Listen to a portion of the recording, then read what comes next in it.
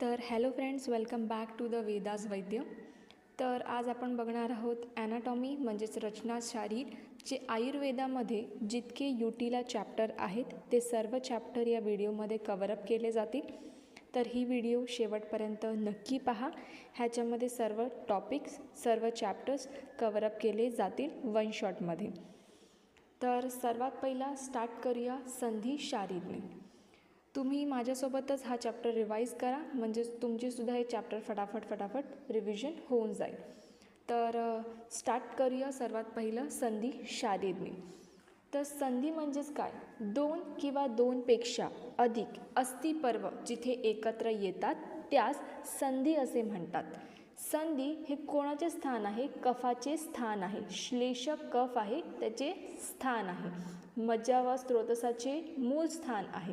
आता हे कफाचे स्थान आहे म्हणजे जर कफाचा क्षय झाला तर काय होते? संधीमध्ये दौर्बल्य आणि संधी शैथिल्य उत्पन्न होते. हे झालं बेसिक इंट्रोडक्शन. आता आपण बघणार आहोत अस्थिसंधीचे प्रकार. तर अस्थिसंधीचे दोन प्रकार येतात. एक आहे हालचालीनुसार, एक आहे आकारानुसार. हालचालीनुसार दोन प्रकार येतात. एक असते चेष्टयुक्त, एक असते स्थिर संधी. चेष्टयुक्त म्हणजे ज्याच्यामध्ये हालचाली होतात आणि स्थिर संधी म्हणजे ज्याच्यात हालचाली होत नाही. चेष्टयुक्तमध्ये पुन्हा दोन क्लासिफिकेशन येतात. एक असते बहुचेष्टयुक्त, दुसरं असते अल्पचेष्टयुक्त. बहुचेष्टयुक्त म्हणजेच काय की ज्याच्यात हालचाली आहेत ते जास्त प्रमाणात होतात. आता हालचाली जास्त प्रमाणात कुठे होतात? आपल्या शाखा म्हणजेच आपले लिम्स ना शाखा असे म्हणतात व हनु म्हणजेच टेम्पोरोमॅन्डिब्युलर जॉईंट या ठिकाणी बहुचेष्टयुक्त संधी असतात. तर अल्पचेष्टयुक्त म्हणजेच काय? ते ज्याच्यात अल्प प्रमाणात म्हणजेच कमी प्रमाणात मूव्हमेंट्स होतात त्यांना अल्पचेष्टयुक्त असे म्हणतात. हे कुठे होतात? कटी प्रदेश म्हणजेच इंटरवर्टिब्रल जॉईंट्समध्ये. आणि स्थिर संधी म्हणजेच काय होतं की ज्याच्यात हालचाली होत नाही त्यांना स्थिर संधी असे म्हणतात. हे झालं क्लासिफिकेशन हालचालीनुसार. आता आपण बघणार आहोत आकारानुसार. आकारानुसार पुढे 8 प्रकार आहेत. तर सर्वात पहिला आहे कोरसंधी. कोरसंधी म्हणजेच काय की हिंज जॉईंट म्हणजेच घराचा दरवाजा किंवा खिडकीच्या बिजागरीच्या आकाराचे जे असतात त्यांना कोरसंधी असे म्हणतात. त्याचे एक्झाम्पल्स काय आहेत? तर अंगुली पर्व. मणिबंध म्हणजेच काय? तर व्रिस्ट जॉईंट. गुल्फसंधी म्हणजेच काय? तर अँकल जॉईंट. जानुसंधी म्हणजेच नी जॉईंट आणि कुरपरसंधी म्हणजेच एल्बो जॉईंट. हे कसले एक्झाम्पल झाले? कोरसंधीचे. सेकंड उदुखलसंधी म्हणजेच बॉल अँड सॉकेट जॉईंट ज्याला आपण मॉडर्नमध्ये बोलतो त्याला आयुर्वेदामध्ये उदुखलसंधी असे म्हणतात. म्हणजेच उखळ व मुसळच्या आकाराचे म्हणजेच आपलं मॉर्टल अँड पेस्टलच्या आकाराचे जे संधी असतात त्यांना उदुखल संधी असे म्हणतात. त्याचे पुन्हा दोन प्रकार येतात. स्थिर आणि चेष्टवंत. स्थिरमध्ये उदाहरण दिलेलं आहे त्यांनी दशन म्हणजेच काय? तर दात. आणि चेष्टवंतमध्ये आहेत कक्षासंधी म्हणजेच आपल्या शोल्डर जॉईंटच्या इकडे बॉल अँड सॉकेट जॉईंट भेटते आणि वक्षण संधी म्हणजेच हिप जॉईंटच्या इकडे बॉल अँड सॉकेट आपल्याला जॉईंट दिसते. तिसरा प्रकार आहे सामुगद संधी म्हणजे सॅडल जॉईंट ज्याच्यामध्ये एक कॅव्हिटी पेटी किंवा संपूट जे आपण बोलतो जे अशा आकाराचं आपल्याला दिसते त्याला सामुगद संधी असे म्हणतात. उदाहरणार्थ अंसपीठ, गुद, भग, नितंब प्रदेश. काय एक्झाम्पल आहेत? अंसपीठ, गुद, भग, नितंब प्रदेश. आता चौथा प्रकार आहे प्रतरसंधी म्हणजेच जे प्लेन असतात किंवा ग्लायडिंग जॉईंट आपण बोलतो म्हणजे ज्याच्यात सरकण्याची गती असते अशा संधीला प्रतरसंधी असे म्हणतात. उदाहरणार्थ ग्रीवा व पृष्ठवंशात असणाऱ्या केशरुका म्हणजेच वर्टिब्रे हे ज्याच्यामध्ये असतात त्यांच्यामध्ये कशी मूवमेंट असते? तर ग्लायडिंग मूवमेंट असते. त्याच्यानंतर पाचवा प्रकार आहे तुन्न सेवनी म्हणजे सूचस ज्याच्यामध्ये शिवल्याप्रमाणे रचना असते त्यालाच आपण काय म्हणतात? तुन्न सेवनी. उदाहरणार्थ शिरः कपाल व कटी कपाल. सहावा प्रकार आहे वायसतुंड म्हणजेच कॉन्डायलर जॉईंट. वायस म्हणजेच काय? तर कावळा आणि तुंड म्हणजेच चोच. तर कावळ्याच्या चोचीप्रमाणे ज्याचा आकार आहे त्याला वायसतुंड असे म्हणतात. त्याचं उदाहरण काय आहे? उभय हनुसंधी. सातवा प्रकार आहे मंडल संधी म्हणजे ज्याच्यामध्ये गोलाकार रचना असते सर्कलच्या शेपमध्ये जे असतात त्यांनाच आपण मंडल संधी असे म्हणतात. हे कुठे असतात? कंठनाडीमध्ये, हृदयमध्ये, नेत्रमध्ये आणि क्लोमनाडीमध्ये. 8वा प्रकार आहे शंखाव्रत संधी. ज्याचा आकार शंखाप्रमाणे असतो त्याला शंखाव्रत संधी असे म्हणतात. उदाहरणार्थ श्रोत म्हणजेच आपला कान, अंतःकर्ण म्हणजेच इनर इयर मध्ये शंखाचा आकार असतो आणि शृंगाटक मर्माच्या ठिकाणी शंखाव्रत संधी आपल्याला सापडतात. हे झाले आकारानुसार क्लासिफिकेशन. आता आपण बघणार आहोत अस्थिसंधीची संख्या किती आहेत. तर सुश्रुतांनी 210 मानलेली आहेत आणि चरकांनी 200 मानलेली आहेत. इथे आपला संधी हा चॅप्टर कव्हरअप होऊन जातो. आता आपण बघणार आहोत अस्थि शारीर. तर अस्थि म्हणजेच काय? तर अस्थि म्हणजे जो टिकून राहतो तो शरीराचा एक कठीण अंश. म्हणजे रक्तादींचा जरी नाश झाला तरी अस्थिधातूचा नाश होत नाही, तो आपल्या बॉडीत टिकूनच राहतो. असा एक कठीण म्हणजे एक हार्ड सबस्टन्स आपण बोलू शकतो, त्यालाच आपण अस्थि असे म्हणतात. आपल्या बॉडीमध्ये सप्त धातू आहेत. या सप्त धातूंपैकी जो 5व्या क्रमांकाचा धातू येतो त्यालाच आपण अस्थि असे म्हणतात. हे झालं त्याचं बेसिक इंट्रोडक्शन. आता आपण त्याची उत्पत्ती कशी झाली आहे ते बघणार आहोत. तर अस्थीची उत्पत्ती व पुष्टी ही कोणापासून होते? मेदापासून होते. हा एक MCQ क्वेश्चन येऊ शकतो की अस्थीची उत्पत्ती व पुष्टी कोणापासून होते? मेदापासून होते. कशी होते? तर जेव्हा मेदाचे पाचन होते त्याच्यावरती पृथ्वी, अग्नी, वायू या 3 जणांचा जेव्हा संयोग होतो तेव्हा तो खरं होतो. खरं म्हणजेच काय? तर हाड होतो, त्यालाच आपण अस्थि असे म्हणतात. तर मेदाचे पाचन होऊन त्याच्यावरती पृथ्वी, अग्नी, वायू यांचा संयोग होऊन तो खरं होतो, त्यालाच आपण अस्थि असे म्हणतात. आता आपण बघणार आहोत त्याचं स्वरूप काय आहे. तर अस्थि आहे तो शरीराचा एक सार भाग आहे. पितृज भाव आहे. का पितृज भाव आहे? कारण तो कठीण आहे, हाड आहे तो. त्याच्यामध्ये कुठलं पंचमहाभूत असते? पृथ्वी प्रधान. दोष अधिष्ठान कुठलं असते? वातदोष. हे आपण क्रियाशारीरमध्ये सुद्धा बघितलेलं की अस्थि आणि वात ह्यांचा आश्रयी संबंध आहे. म्हणजेच जर अस्थिधातू आणि वात हे कसे आहेत? तर आश्रयी संबंधाने राहतात. तर अस्थिधातूचा मल काय आहे? नख आणि केश. अस्थिधातूचा सार काय आहे? मज्जा. अस्थि व स्रोतसाचं मूल काय आहे? मेद व जंघन. हे जे 7 पॉईंट्स आहेत हे तुम्ही लर्न करून घ्या, कारण हे MCQ मध्ये सुद्धा विचारले जाऊ शकतात. त्याच्यानंतर आता आपण बघणार आहोत की जो अस्थि आहे तो जड, कठीण आणि भरीव कोणामुळे आहे? कारण त्याच्यामध्ये पृथ्वी महाभूत आहे. त्याच्यामुळे अस्थि आहे तो जड आहे, कठीण आहे आणि भरीव आहे. आपण पहिलासुद्धा बघितलेलं होतं की जेव्हा मेदाचं पचन होते तेव्हा त्याच्यावरती पृथ्वी, अग्नी आणि वायू ह्या 3चा संयोग होतो आणि ह्याच्या संयोगाने उष्णतेने पाक होऊन त्याला कठीणता येते. मग त्याच्यात काय भरलं जाते? त्याच्यात वायू आणि आकाश हे 2 महाभूत येतात. आकाशाचा काय गुण असते? तर आकाश पोकळी निर्माण करतो आणि याच पोकळीमध्ये जो मज्जाचा स्नेह आहे तो भरला जातो. आता आपण बघणार आहोत की ह्याचे कार्य काय आहे. तर अस्थीचे कार्य आहे की तो देह धारण करतो व मज्जाधातूची पुष्टी करतो, शरीराला एक विशिष्ट आकार देतो, महत्त्वाचे अवयवांचं रक्षण करतो म्हणजेच प्रोटेक्शन करतो. अस्थिसंधीमुळे शरीरात हालचाली होतात म्हणजे ह्याच्यामुळेच शरीरात मूवमेंट्स होतात. शरीराची स्थिती कशावर अवलंबून असते? अस्थीवर अवलंबून असते. शरीरातील त्वचा, मांस, स्नायू, शिरा, धमनी या रचनांना काय प्राप्त करून देतो? आश्रय प्राप्त करून देतो. तर ह्याची काय कार्य होती? तर देह धारण करतो व मज्जाधातूची पुष्टी करतो, शरीराला विशिष्ट आकार देतो, महत्त्वाच्या अवयवांचं रक्षण करतो. अस्थिसंधीमुळे शरीरात हालचाली होतात. शरीराची स्थिती कशावर अवलंबून असते? अस्थीवर अवलंबून असते. शरीरातील त्वचा, मांस, स्नायू, शिरा, धमनी या रचनांना काय प्राप्त करून देतो? आश्रय प्राप्त करून देतो. हे झाले अस्थीचे कार्य. आता आपण बघणार आहोत अस्थीचे प्रकार त्याच्या आकारानुसार. तर त्याचे टोटल 5 प्रकार येतात. एक एक्स्ट्रा प्रकार आहे म्हणजेच अणव अस्थी, हा सुश्रुतांनी मानलेला आहे, पण बाकी असे आपण बघायला गेले तर त्याचे 5 प्रकार येतात. सर्वात पहिला आहे कपाल अस्थी म्हणजेच फ्लॅट बोन. कंप म्हणजेच शीर म्हणजेच जो शीरचे पालन करतो तो कपाल अस्थी. चापट, रुंद, पसरट. जो एकदम फ्लॅट असतो, पसरट असतो, रुंद असतो त्यालाच आपण कपालअस्थी असे म्हणतात. विशेषतः कुठे सापडला जातो कपालअस्थी? तर शिरः प्रदेश इथे आढळला जातो. कपालअस्थीचे 3 उदाहरण दिलेले आहेत. 3 एक्झाम्पल म्हणजे कुठले? शिरः करोटी स्कल, नितंब अस्थी म्हणजेच हिप बोन्स अँड अंशफलक अस्थी म्हणजे स्कॅप्युला. हा झाला कपालअस्थी. तर कपालअस्थी कुठे बेसिकली विशिष्ट आढळला जातो? शिरः प्रदेशी आढळला जातो. त्याचे उदाहरण काय आहे? शिरः करोटी, नितंब अस्थी, अंशफलक अस्थी. सेकंड, रुचक अस्थी म्हणजे स्थित.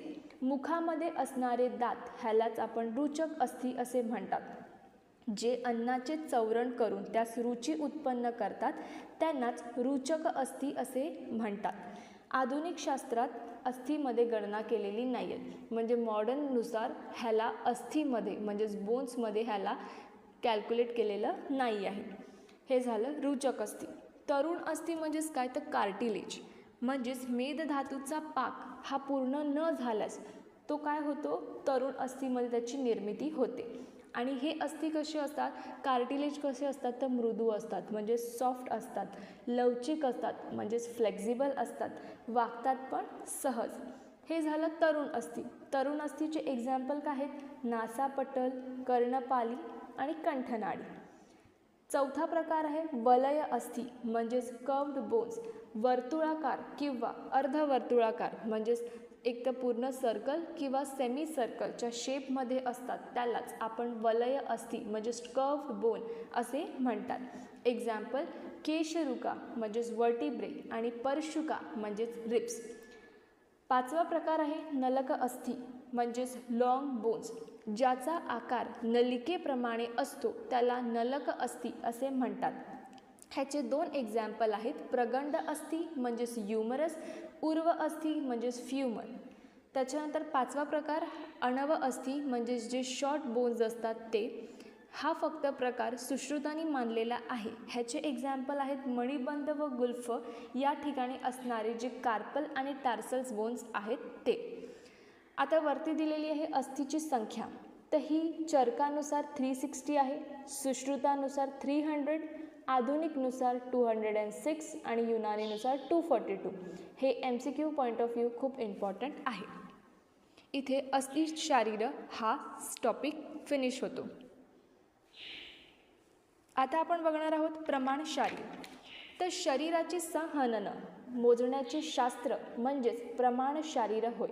आता सहनन म्हणजेच काय? तर सौष्ठीव प्राचीनकाली शरीराचे अंग प्रत्यंगाचे मोजमाप अंगुलीने करत असत. म्हणजेच पूर्वीच्या काळी मोजमाप करण्यासाठी बॉडीमध्ये मेजरमेंट करण्यासाठी अंगुलीच्या म्हणजे स्वतःच्या अंगुलीचा ते वापर करत असत. तर ह्याचे प्रयोजन काय आहे?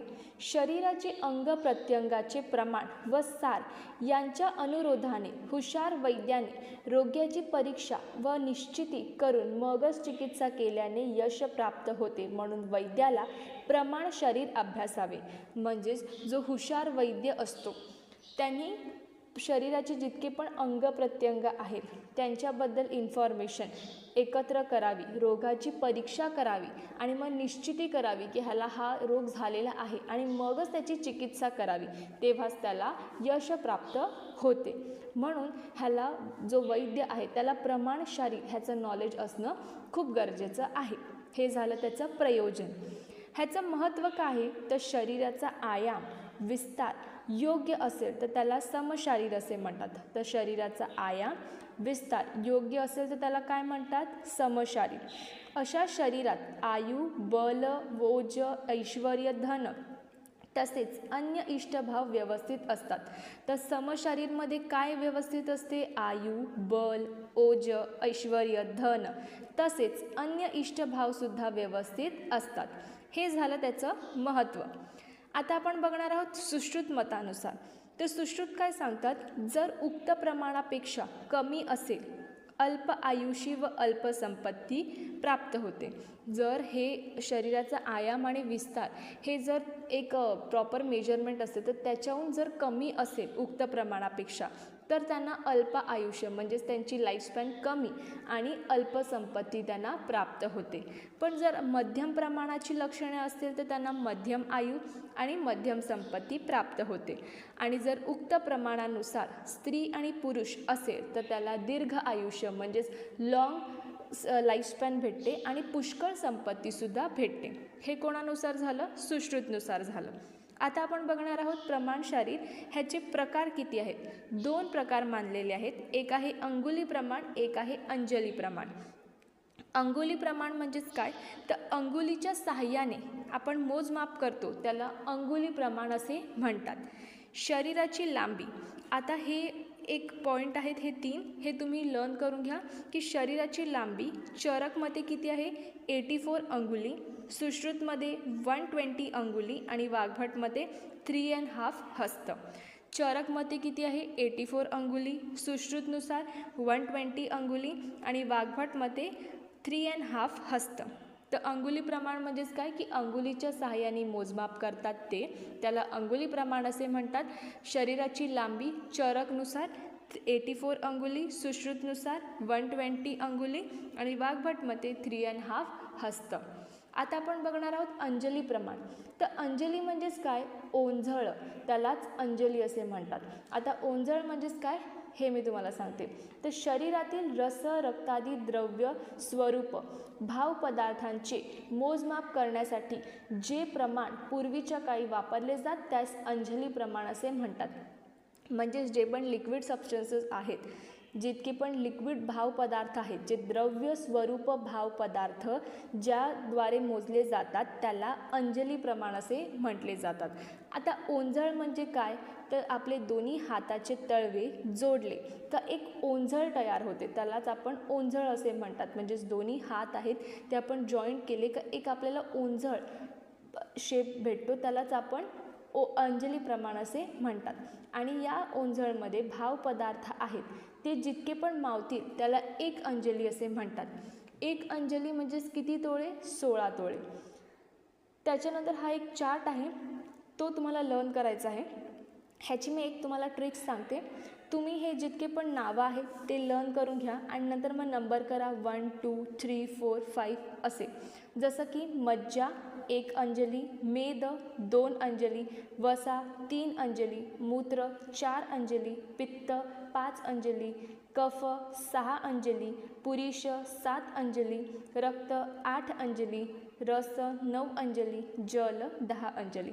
तर 1 ते 10 पर्यंत नंबरिंग करा आणि मग ही नावे आहेत ती तुम्ही लर्न करा, म्हणजे तुमचं पाठांतरसुद्धा पटकन होईल. जसं की मज्जा, मेद, वसा, मूत्र, पित्त, कफ, पुरीष, रक्त, रस, जल. तर हे जे थोडेफार आहेत डेटा हे तुम्ही थोडेसे लक्षात ठेवून द्या. त्याच्यानंतर शुक्र, मस्तिष्क, ओज मध्ये 1/2 अंजली, रजमध्ये 4 अंजली, स्तन्यमध्ये 2 अंजली. हे MCQ मध्ये विचारले जाऊ शकतात. शुक्र, मस्तिष्क, ओज मध्ये किती अंजली, 1/2 अंजली, रजमध्ये 4 अंजली, स्तन्यमध्ये 2 अंजली. आयुर्वेद शास्त्रात प्रमाण म्हणजे ज्याला आपण मान सुद्धा म्हणतात ह्याचे 2 प्रकार आहेत, कालिंग मान आणि मागध मान. तर कालिंग मान हे चरकाने मानलेलं आहे आणि मागध मान हे सुश्रुताने मानलेलं आहे. तर प्रमाणचे म्हणजेच मानचे 2 प्रकार आहेत. कालिंग मान जे कोणी मानलेलं आहे, चरकाने, आणि मागध मान हे सुश्रुताने मानलेलं आहे. आणि शारंगधराने आहे ते कालिंग मान हे श्रेष्ठ मानलेलं आहे.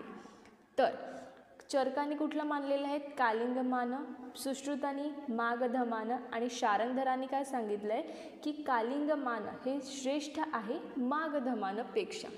इथे प्रमाण शारीर हा टॉपिक कंप्लीट होतो. आता आपण बघणार आहोत पेशी शारीर. तर पेशी म्हणजेच काय, परस्परांपासून विभक्त मांस अवयव संघात म्हणजेच पेशी, ही झाली त्याची व्याख्या की जे परस्परांपासून विभक्त आहे असा मांस अवयव म्हणजेच ज्याच्यामध्ये मांस धातू आहे तसा त्याचा संघात होतो त्यालाच आपण पेशी असे म्हणतात. आता ह्याची उत्पत्ती कशी झालेली आहे, वायू मांसामध्ये प्रवेश करून त्याचे मांसखंड विभाजन होते आणि हे मांसखंड म्हणजेच पेशी होय. तर वायू कशामध्ये प्रवेश करतो? मांसामध्ये प्रवेश करतो, त्याच्यात मांसखंडात विभाजन करतो आणि हे जे विभाजन झालेलं आहे त्यांनाच आपण पेशी असे म्हणतात. ही झाली त्याची उत्पत्ती. पेशीचं स्वरूप काय?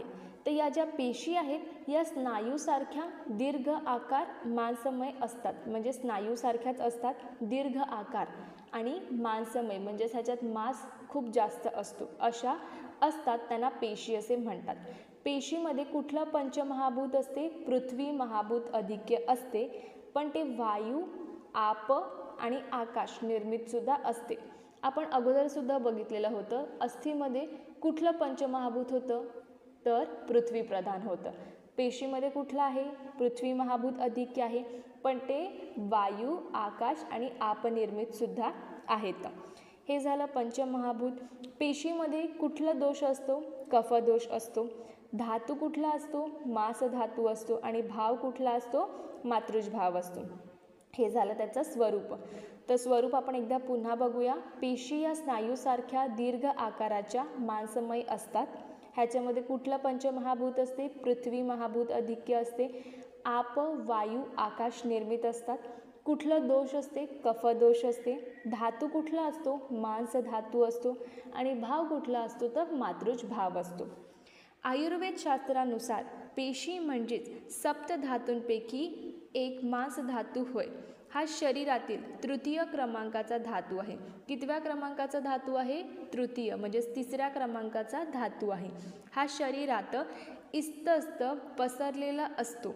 या मांस धातूचे मांसखंडात विभाजन होते तेव्हाच त्याला पेशी ही संज्ञा प्राप्त होते. प्रत्यक्षात पाहिलेले असता मसल्स हे मांसखंड स्वरूपातच दिसतात, कारण ते कलेने आच्छादलेले असतात व एकमेकांपासून विभक्त असतात. त्याच्यानंतर आपण बघणार आहोत ह्याचे प्रकार किती आहेत. तर स्वरूपावरून ह्याचे 12 प्रकार आहेत.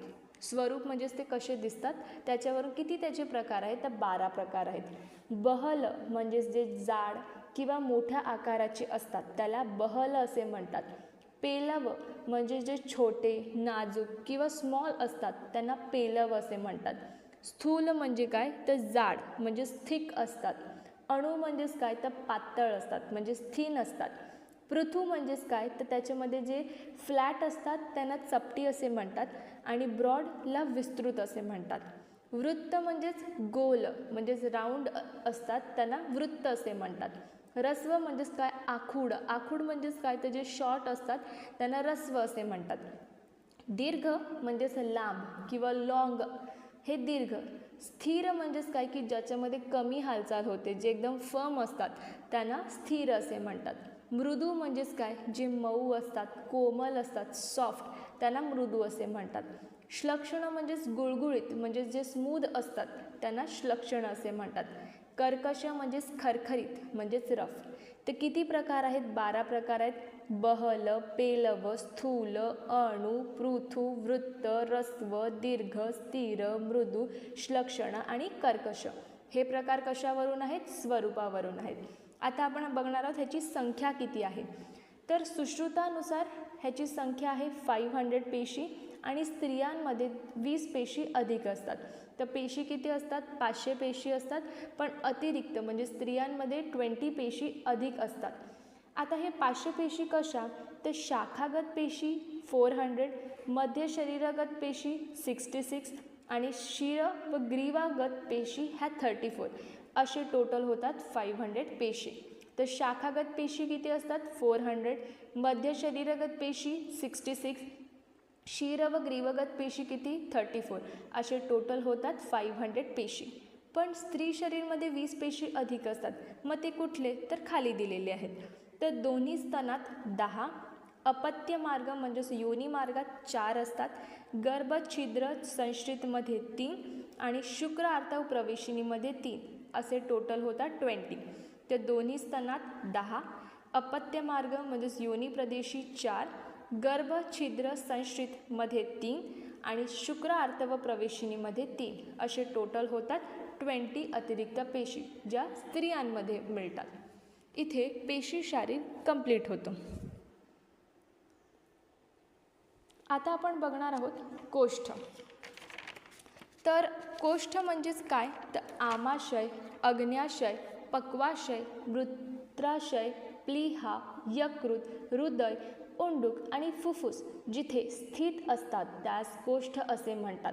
कोष्ठ म्हणजेच बेसिकली जिकडे पोकळी असते आणि एका पोकळीमध्ये म्हणजेच काय, तर एक कॅव्हिटी असते, त्याच्यामध्ये हे सगळे जितके पण दिलेले आहेत ते सगळे अव्यय ज्याच्यात समाविष्ट असतात त्यांना कोष्ठ असे म्हणतात. तो कोष्ठामध्ये काय काय असते, आमाशय, अग्न्याशय, पक्वाशय, मूत्राशय, प्लीहा, यकृत, हृदय, ओंडूक आणि फुफ्फुस हे जिथे स्थित असतात त्यांनाच आपण कोष्ठ असे म्हणतात. कोष्ठा अंग म्हणजेच काय, तर कोष्ठामध्ये जे अव्यय स्थित असतात त्यांना कोष्ठा अंग असे म्हणतात.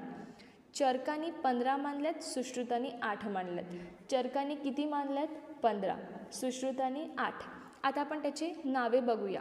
तर चरकांनी जी 15 नावे सांगितली आहेत ती कुठली, तर नाभी म्हणजेच अंबायलिकस, क्लोम पॅनक्रियास, हृदय हार्ट, यकृत लिव्हर, प्लीहा स्प्लीन, दोन्ही वृक्क म्हणजेच किडनी, बस्ती म्हणजेच ब्लॅडर, पुरीषधारा सिग्मॉइड कोलॉन, आमाशय स्टमक, पक्वाशय ड्युडेनम, उत्तरगुद रेक्टम, अधरगुद ॲनल कनाल, क्षुद्रांत्र स्मॉल इंटेस्टाईन, स्थूलांत्र लार्ज इंटेस्टाईन, वपावहन म्हणजेच ओमेंटम. तर हे चरकांनी 15 मानलेले आहेत कोष्ठ अंग आणि सुश्रुतांनी किती मानल्यात, 8 मानलेले आहेत. ते 8 कुठले, तर आमाशय स्टमक, पक्वाशय इंटेस्टाईन, रुधिराशय म्हणजेच लिव्हर आणि स्प्लीन ह्या दोघांना मिळून रुधिराशय असे म्हणतात. मूत्राशय ब्लॅडर, अग्न्याशय पॅनक्रियास, हृदय हार्ट, ओंडूक सीकम, फुफ्फुस लंग्स. तर हे 8 सुश्रुतांनी मानलेत. तर हा एक SAQ म्हणून येऊ शकतो की चरकानुसार 15 नावं सांगा किंवा सुश्रुतानुसार कोष्ठांगाची 8 नावे सांगा. तर हा एक SAQ point of view important आहे. आता आपण बघणार आहोत चरका आचार्यांनी नाभी हे कोष्ठांग सांगितलेले आहे.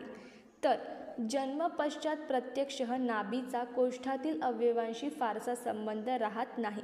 तर चरकांनी नाभी ह्याला मेन्शन केलेले आहे, पण जेव्हा एक बेबीचं जेव्हा बर्थ होते, जन्म झाल्यानंतर जे कोष्ठातील अवयव आहेत त्यांच्याशी इतका काही संबंध राहत नाही. म्हणून आचार्य म्हणतात की नाभीला कोष्ठांगामध्ये गणना करणं हे फारसे योग्य नाही.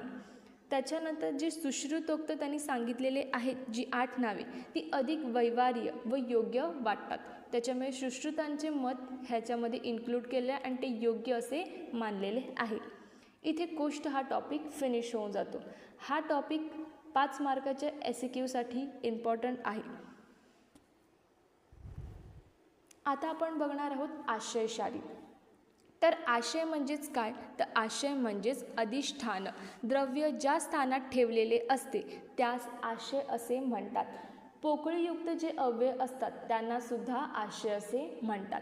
तर आशय म्हणजेच काय की द्रव्य आहे जे ज्या स्थानात ठेवलं आहे त्यांनाच आशय असे म्हणतात आणि ज्याच्यामध्ये पोकळी असते असे अवयव त्यांना सुद्धा आपण आशय असे म्हणतात. ह्याची उत्पत्ती कशी होते, तर वायू आपल्या नित्यगती, वायूचं काय काम आहे, हालचाल करणे. तर तो आपल्या नित्यगतीने जेव्हा हालचाल करण्याच्या अभ्यासाने सतत क्रिया म्हणजेच तिथेच राहून तो काय करतो, पोकळी निर्माण करतो, म्हणजेच आशयाची उत्पत्ती होते तिकडे. ह्याची संख्या किती आहेत, पुरुषांमध्ये 7 आणि स्त्रियांमध्ये एक एक्स्ट्रा असते म्हणजेच गर्भाशय, हे स्त्रीमध्ये इन्क्लूड केलेलं आहे. आता आपण ह्याचे प्रकार बघणार आहोत. तर पुरुषांमध्ये 7 असतात आणि एक एक्स्ट्रा प्रकार स्त्रियांमध्ये असतो गर्भाशय. तर सर्वात पहिला आहे वाताशय. ज्याच्यामध्ये वात आश्रित असतो त्याला वाताशय असे म्हणतात. ह्याचं विशेष स्थान कुठे आहे, तर पक्वाशयात म्हणजेच लार्ज इंटेस्टाईनमध्ये. यात ओंडुकापासून म्हणजे सीकमपासून गुदापर्यंत स्थूल अंतराचा सर्व भाग समाविष्ट आहे. वाताशय हा कोणाचा आश्रित असतो, तर वात आश्रित असतो. विशेष स्थान कोणाचं असते, पक्वाशय म्हणजेच लार्ज इंटेस्टाईन. कुठूनपासून कुठपर्यंत असतो, ओंडुकापासून गुदापर्यंत जितके पण स्थूल अंतराचे भाग आहेत ते सर्व ह्याच्यात समाविष्ट होतात. हे झाले 3 पॉईंट्स वाताशयाचे. आता आपण बघणार आहोत पित्ताशय. आता पित्ताशय नावातच दिलेला आहे, हा कोणाच्या आश्रित असणार? पित्त आश्रित असणार. प्रमुख स्थान कुठलं आहे? तर नाभी हे त्याचं प्रमुख स्थान आहे. ह्याच्यामध्ये कुठले अवयव येतात? तर ग्रहणी, ड्युडेनम, यकृत, लिव्हर हे पित्ताशयमध्ये येतात. अग्न्याशय म्हणजेच पॅनक्रिया. ग्रहणीत पचनाचे कार्य होते, तर यकृत, पित्ताशय, अग्न्याशय हे पाचक पित्ताची निर्मिती करते. तर पचनाचे कार्य कुठे होते? ग्रहणीत होते. आणि यकृत, पित्ताशय, अग्न्याशय हे 3 जण पाचन पित्ताचे निर्मिती करते. तर पित्ताशय हे कसलं आश्रित होतं? तर पित्त आश्रित होतं. प्रमुख स्थान कुठलं आहे? नाभी आहे. ग्रहणी म्हणजेच ड्युडेनम, यकृत, लिव्हर, पित्ताशय, अग्न्याशय हे अवयव त्याच्यात असतात. ग्रहणीचे कार्य काय आहे? तर ते पचनाचं काम करते आणि यकृत, पित्ताशय, अग्न्याशय हे पाचक पित्ताची निर्मिती करतात. आता आहे श्लेष्माशय म्हणजेच ज्याच्यामध्ये कफाचे अधिष्ठान आहे ते. आता कफाचे प्रमुख स्थान कुठले आहे? तर उरह प्रदेश आहे. तर उरह प्रदेश आणि इथे कोणाचं समाविष्ट होतो? तर फुफ्फुस म्हणजेच लंग्स. नेक्स्ट प्रकार आहे रक्ताशय म्हणजे ज्याच्यात रक्ताचे अधिष्ठान आहे. तर रक्ताचे अधिष्ठान त्याचे स्थान कुठले आहेत? यकृत आणि प्लीहा म्हणजेच लिव्हर आणि स्प्लीन. त्याच्यानंतर 5वा प्रकार आहे आमाशय म्हणजेच आम म्हणजेच काय? तर आम म्हणजेच न पचलेले अन्न काही कालावधीसाठी ज्या ठिकाणी संचित ठेवलेले जाते त्याला आमाशय असे म्हणतात. म्हणजेच जे अन्न आहे ते पचलेलं नाही आहे, पण एका ठिकाणी ज्या ठेवले जाते ते सगळे अन्न त्यालाच आपण आमाशय असे म्हणतात. आमाशय म्हणजेच काय? तर बेसिकली स्टमक. पक्वाशय, पक्वाशय म्हणजेच बेसिकली काय? तर ड्युडेनम म्हणजेच पक्व म्हणजेच पचलेलं. आता जे पचलेलं अन्न आहे ते ज्या ठिकाणी ठेवले जाते त्याला पक्वाशय असे म्हणतात. न पचलेलं अन्न आमाशयात आणि पचलेलं अन्न पक्वाशयात. समजलं? पक्वाशयामध्ये एक्झाम्पल काय आहे? तर उदाहरणार्थ बृहदांत्रास म्हणजेच लार्ज इंटेस्टाईन. अन्नपचन पूर्ण झाल्याने शोषण कार्य इथे पूर्ण होते. आता अन्नाची इकडे पूर्ण पचन झालेलं आहे तर शोषण कार्य म्हणजेच ॲब्झॉर्प्शनची प्रोसिजर इकडे स्टार्ट होते. त्याच्यानंतर आहे मूत्राशय म्हणजे ज्याच्यामध्ये मूत्राचे अधिष्ठान आहे ते कुठे? तर बस्ती प्रदेश म्हणजेच ब्लॅडर, ह्यालाच मूत्राशय असे म्हणतात.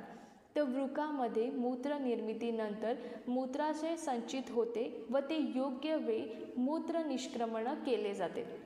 म्हणजेच दोन्ही किडनी आहे ते युरिन फॉर्मेशन करून ते जाऊन ब्लॅडरमध्ये म्हणजेच बस्ती प्रदेशमध्ये जाऊन तिकडे थोडा वेळसाठी थांबते आणि जेव्हा योग्य कालावधी असते तेव्हा मूत्र आहे ते निष्क्रिमेंट केले जाते बॉडीमधून.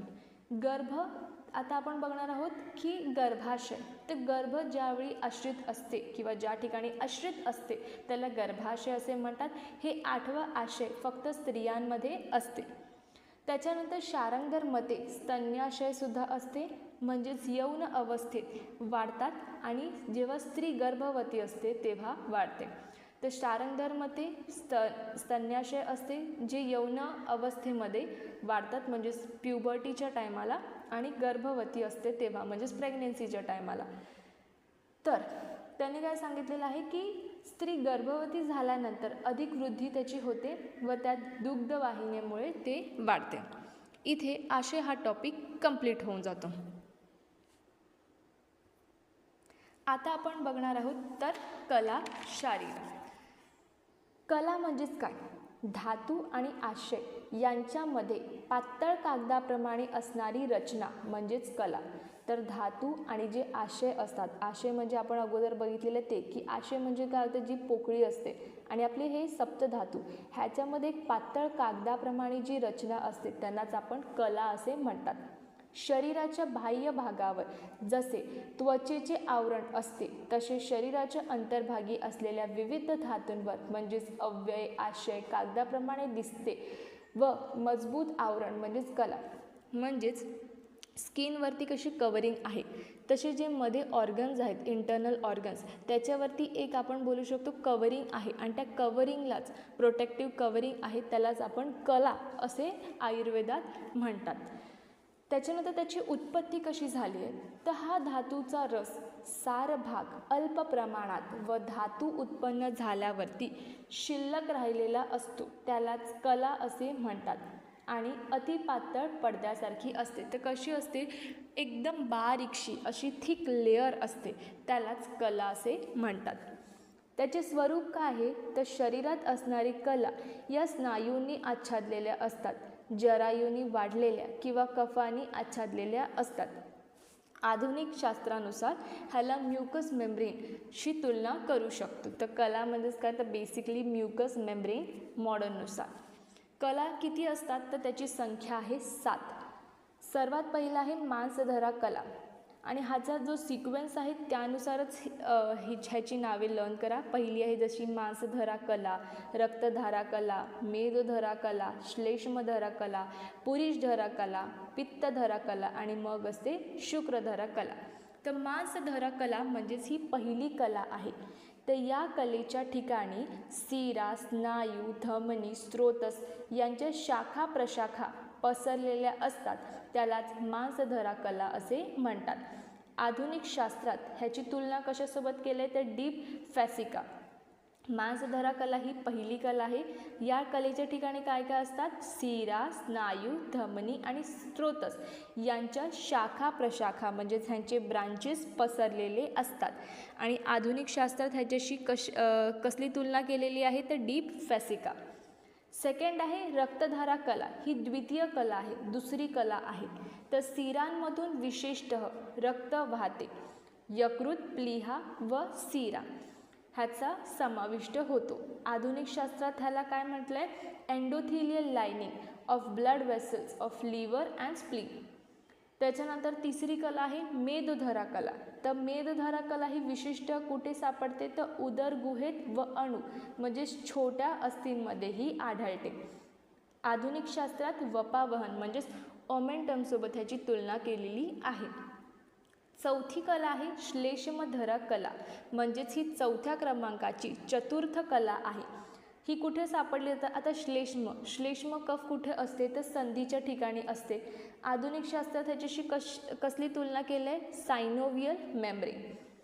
पाचवी आहे पुरीषधरा कला. ही 5वी क्रमांकाची कला आहे. तर मलधारा कला असेही ह्याला म्हणतात. ही कला अंतःकोष्ठात विशेषतः पक्वाशयात राहून मलविभाजनाचे कार्य करते. तर ही कुठे असते, पक्वाशयात राहते, तिकडे मलविभाजनाचे कार्य करते. आणि आधुनिक शास्त्रानुसार mucus membrane of colon and caecum ह्याच्याशी तुलना केलेली आहे. जी 6वी कला आहे ती पित्तधरा कला आहे. ही कला 4 प्रकारचे अन्न द्रव पदार्थ आमाशयातून खाली आले म्हणजेच पक्वाशयात त्याचे धारण करते. आणि मग पित्तधरा कला पित्ताच्या उष्णतेने योग्य अवधीत शोषण केले जाऊन अन्नाचे पचन होते. म्हणजेच अन्न आहे ते सगळं आमाशयात येते, आमाशयातून नंतर मग ते खाली पक्वाशयात जाते. पक्वाशयात गेलं का जो पित्तधरा कला आहे तो काय करतो तर आपली पित्ताच्या उष्णतेने तो योग्य वेळीपर्यंत ती उष्णता त्यांना प्रोव्हाइड करतो. त्याच्याने योग्य अवधीमध्ये शोषण म्हणजेच ॲब्झॉर्प्शनचं कार्य घडून येते. 7वी कला आहे जी शेवटची कला, त्याला शुक्रधारा कला असे म्हणतात. जसे दुधामध्ये तूप असते पण ते आपल्याला दिसत नाही, तसे शुक्र हे सर्व शरीरात असते पण आपल्याला दिसत नाही. तर इथे कला हा टॉपिक पूर्ण कंप्लीट होऊन जातो. आता आपण बघणार आहोत सिरा. सिरा म्हणजेच काय तर वेन्स, ह्यांनाच सिरा असे म्हटलेले आहे. तर ज्याद्वारे सरण म्हणजेच वहन चालू असते त्या सिरा असे म्हणतात. ह्याची संख्या किती आहेत 700. आता ह्याचे स्वरूप किती आहेत तर ह्याचे स्वरूप सांगितले की शरीरात जेवढ्या सिरा आहेत त्या सर्व नाभीच्या स्थानी संबंध अर्थात जोडलेल्या आहेत, तिथूनच त्या आसपास सर्वत्र पसरलेल्या आहेत. तर शरीरात जितक्या पण सिरा आहेत त्यांचं मेन जंक्शन कुठून स्टार्ट होते तर बेसिकली नाभीपासून स्टार्ट होते आणि ते पूर्ण शरीरामध्ये पूर्ण पसरलेल्या आहेत असं त्यांनी सांगितलं. आता आपण बघितले की सिरांची संख्या 700 आहेत. तर जी सिरा आहेत त्यांची संख्या त्यांनी सांगितली 700. तर जे 4 शाखा आहेत त्याच्यामध्ये 400 असतात. कोष्ठातील सिरा 136, शिर व ग्रीव यातील जे सिरा असतात त्या 134, अशा करून टोटल 700 शिरा होतात. आता त्याचे प्रकार, तर सुश्रुतानुसार 4 प्रकार मानलेले आहेत. वातवह शिरा, पित्तवह शिरा, कफवह शिरा, रक्तवह शिरा. तर वातवह शिरा म्हणजेच काय की ज्याच्यामध्ये वातघ्न करणाऱ्या शिरांना अरुणा असे म्हणतात. तर वातवह शिरांनाच काय म्हणतात, अरुणा.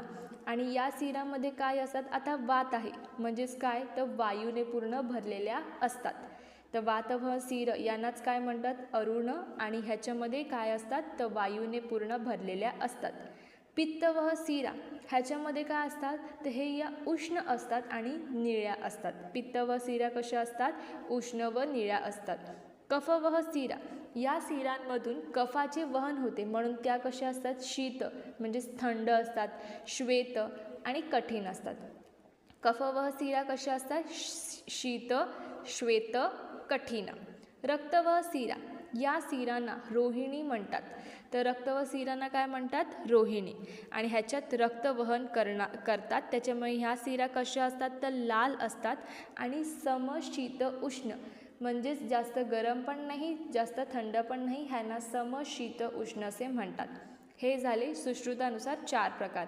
वातवह शिरांनाच अरुणा म्हणतात, ज्याच्यामध्ये वायू असतो तो पूर्णपणे भरलेला असतो. पित्तवह शिरा ज्या उष्ण आणि निळ्या असतात. कफवह शिरा ज्या शीत, श्वेत, कठीण असतात. रक्तवह शिरा यांनाच रोहिणीसुद्धा म्हणतात. आणि ह्याच्यात रक्ताचे वहन होते त्यामुळे ह्या शिरा कशा दिसतात, लाल दिसतात आणि समशीत उष्ण असतात. आता धन्वंतरी मतानुसार या ज्या शिरा असतात यांना सर्ववह असे म्हटलेले आहेत. तर धन्वंतरी मतानुसार शिरांना काय म्हटलं आहे, सर्ववह. ह्याचे कार्य काय आहेत, ते जे वातवहन सुरळीत वाहत असतो तेव्हा शरीरातील सर्व क्रिया व्यवस्थित होतात. पण जेव्हा प्रकुपित वायू संचरण करतो तेव्हा वातजन्य रोग होतात. म्हणजे जर वायू नीट व्यवस्थित वाहतो तर सर्व क्रिया, सर्व मुवमेंट्स असतात, सर्व हालचाली असतात ते सर्व व्यवस्थित होतात. पण ज्यावेळी वाताचा प्रकोप होतो तेव्हा वातजन्य रोग उत्पन्न होतात. दुसरं, पित्तवहन शिरातून जेव्हा शुद्ध पित्त संचरण करतो म्हणजेच जेव्हा शुद्ध पित्त त्याच्यामध्ये संचार करतो तेव्हा जी शरीराची कांती आहे, कॉम्प्लेक्शन, अन्नावर रुची आणि अग्निप्रदीप्त असणे ही कार्य व्यवस्थित होतात. पण जेव्हा पित्तवह शिरातून प्रकुपित पित्त वहन होते तेव्हा विविध पित्तजन्य व्याधी उत्पन्न होतात. म्हणजे जर पित्त नीट व्यवस्थित फ्लो करत असेल तर जे शरीराची कांती, अन्नावर रुची आणि अग्निप्रदीप्त हे कार्य नीट व्यवस्थित होतात. पण जर हा जो पित्त आहे तो जर प्रकुपित झाला तर पित्तजन्य रोग उत्पन्न होतात. कफवह शिरातून प्राकृत कफाचे वहन होते तेव्हा सर्व अंग प्रत्यंगांना स्निग्ध करणे, सर्व संधींना स्थिरता देणे, घट्ट व कठीण करणे. मात्र कफ प्रकुपित झाला तर मनुष्याला विविध कफजन्य व्याधी उत्पन्न होतात. म्हणजे जर कफाचे वहन सुरळीत असेल, नीट व्यवस्थित असेल तर काय होते, सर्व अंग प्रत्यंगांना स्निग्धता मिळते, सर्व संधींना स्थिरता म्हणजे स्टेबिलिटी मिळते, घट्ट कठीणता भेटते. पण जेव्हा प्रकुपित कफाचे वहन होते तेव्हा कफजन्य रोग उत्पन्न होतात. रक्तवह शिरांमधून शुद्ध प्राकृत रक्त संचरण करते तेव्हा धातूंची पुष्टी, शरीराला वर्ण देणे, स्पर्शज्ञान करून देणे. पण जेव्हा प्रकुपित रक्ताचे वहन होते तेव्हा रक्तजन्य विकार होतात. म्हणजे जर रक्त नीट व्यवस्थित फ्लो करत असेल तर काय होते की धातूची पुष्टी होते, शरीराला वर्ण प्राप्त होते आणि स्पर्शज्ञान नीट व्यवस्थित होते. पण जर प्रकुपित रक्ताचे वहन होत असेल तर रक्तजन्य विकार उत्पन्न होतात. इथे शिरा हा टॉपिक कंप्लीट होऊन जातो. आता आपण बघणार आहोत नेक्स्ट टॉपिक धमनी. ते ज्यामध्ये धमन म्हणजे स्पंदन असते त्यालाच धमनी असे म्हणतात. आणि ह्या ज्या धमनी आहेत ह्या कशापुरित आहेत तर वायुपुरित असतात. ह्याची संख्या किती आहेत तर टोटल बॉडीमध्ये 24 मूल धमनी आहेत. कोणानुसार, सुश्रुतनुसार. ते किती धमनी असतात 24. आता हे 24 कशा तर ह्याचे आपण पुढे बघूया. तर नाभीपासून निघतात आणि ह्या 3 प्रकारच्या असतात. ऊर्ध्वगामी धमन्या, अधोगामी धमन्या आणि तिर्यकगामी. ऊर्ध्वगामी 10, अधोगामी 10 आणि तिर्यकगामी 4, अशा टोटल होऊन जातात 24 धमनी. त्याच्यानंतर ह्याचे कार्य बघूया. जे ऊर्ध्वगामी धमनी आहेत, ऊर्ध्व म्हणजेच काय तर बेसिकली आपला जो नेक रिजनच्या वरती जितका पण पार्ट असेल त्याला ऊर्ध्वगामी असे म्हणतात. तर ऊर्ध्वगामी धमन्यामध्ये शब्द, स्पर्श, रूप, रस, गंध, श्वास, निश्वास, जांभई, भूक, हसणे, बोलणे, रडणे वगैरे शारीरिक विशेष कर्म करून शरीराचे धारण व पोषण करतात, त्यांना ऊर्ध्वगामी धमन्या असे म्हणतात.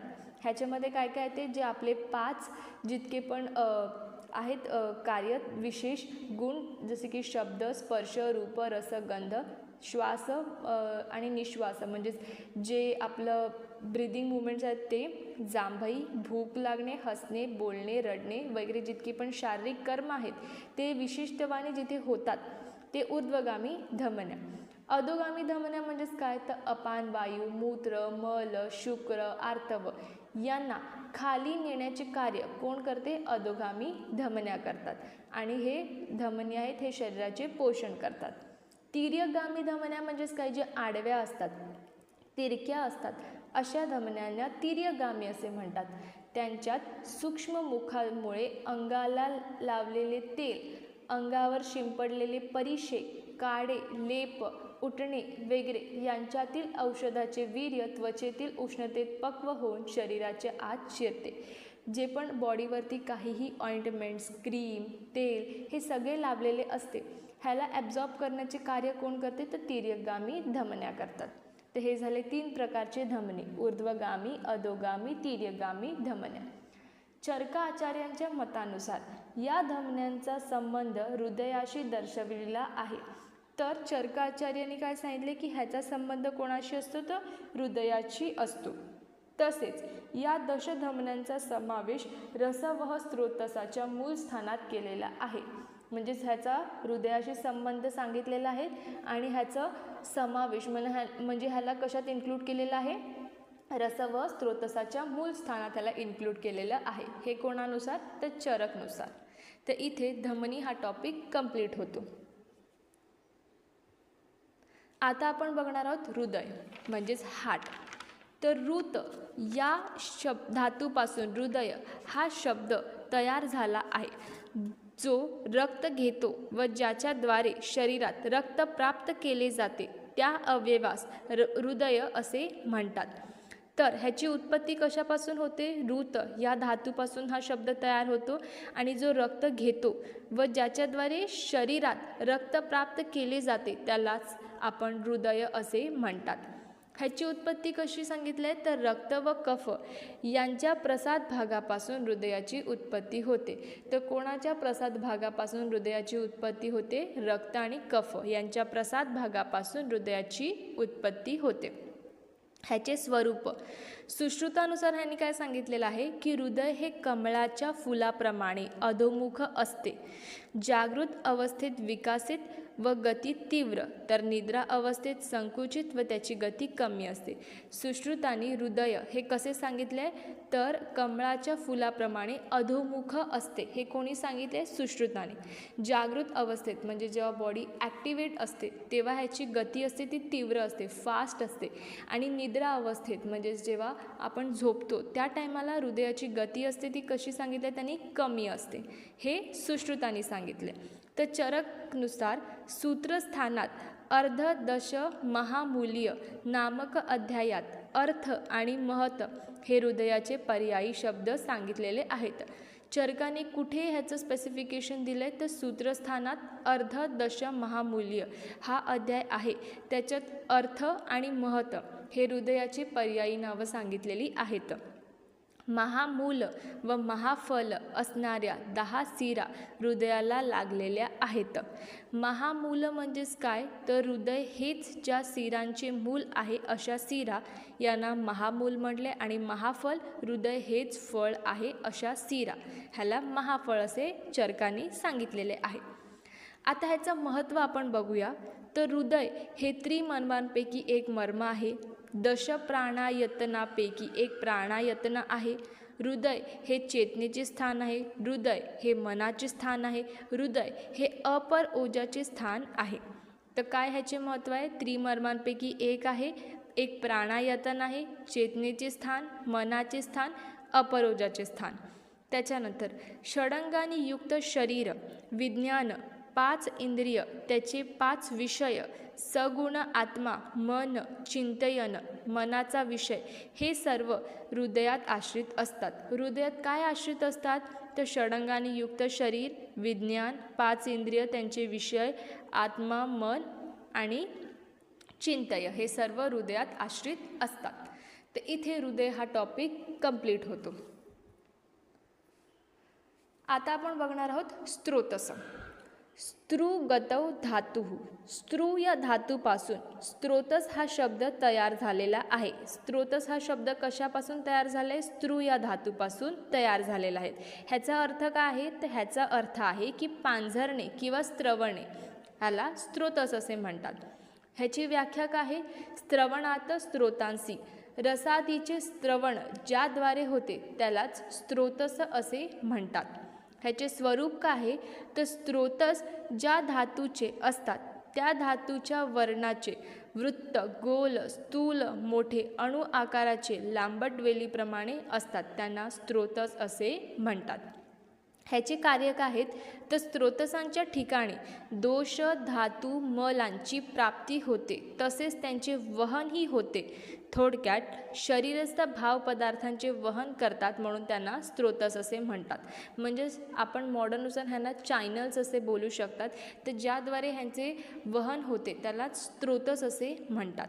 ह्याचे प्रकार किती आहेत?